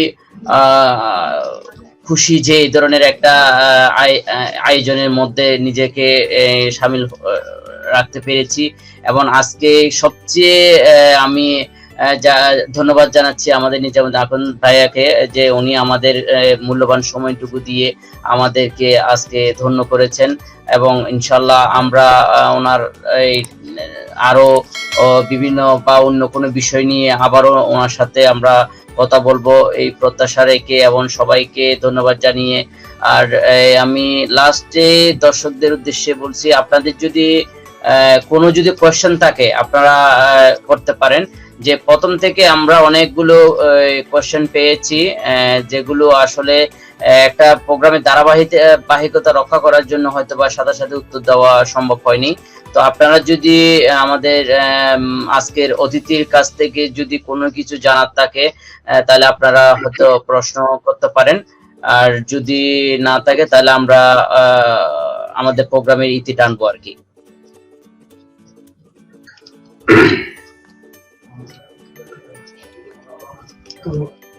আমি লাস্টে একটা কথা বলবো, সেটা হচ্ছে গিয়ে ধন্যবাদ ভাইয়া ব্লগ বাড়ির এত সুন্দর একটি আয়োজনের জন্য, এবং চিটাগাংবাসী সহ যারা এই প্রোগ্রামটা দেখেছেন সকল অডিয়েন্সের প্রতি রইল ভালোবাসা, শুভেচ্ছা। সবাই ভালো থাকবেন। আর ভাইয়া বলতেছিল যে সেলস আইকন, আমি মনে করি ভাইয়াও একজন সেলস আইকন, কারণ ভাইয়া সেলস আইকন বিধায় কিন্তু আজকে প্রোগ্রামটা সে প্রেজেন্টার। সুতরাং সবাই কিন্তু আজকে প্রোগ্রামে প্রেজেন্টার হয়নি, সুতরাং সেও একজন সেলসের আইকন। আর আমরা সবাই একটা সেলস পরিবার, তো সবাই যার যার জায়গা থেকে সেই একজন আইকন, সবাই যার যার জায়গা থেকে সে সর্বোচ্চ ট্রাই করছে ভালো করার জন্য। তো সবাই আমাদের জন্য দোয়া করবেন, ভাইয়ার জন্য দোয়া করবেন, আমার ভাইয়ের জন্য দোয়া করবেন, আমাদের জন্য দোয়া করবেন, আমরা যাতে এই কমিউনিটিটাকে আরো সুন্দর করতে আর নিয়ে সবাই যেন বেটার কথা বলে, এবং এটাকে যেন ডাক্তার ইঞ্জিনিয়ারিং পর্যায়ে একটা সম্মানজনক স্থান দেয়। এটার জন্য আমরা রেগুলার কাজ করছি, আপনারাও এটার জন্য পাশে থাকুন। ধন্যবাদ। ধন্যবাদ আপনাদের সবাইকে, আবারও ধন্যবাদ জানিয়ে আজকের অতিথিকে আমার ব্যক্তিগত পক্ষ থেকে এবং ব্লগ বাড়ির পক্ষ থেকে ধন্যবাদ জানিয়ে আজকের প্রোগ্রাম আমরা এখানে শেষ করছি। ইনশাআল্লাহ আগামী সপ্তাহ যে কোনো একটা বিষয় নিয়ে আপনাদের সাথে আসব, এই প্রত্যাশা রেখে আজকের অনুষ্ঠান এখানে শেষ করছি। আল্লাহ হাফেজ। আসসালামু আলাইকুম ওয়া রাহমাতুল্লাহ।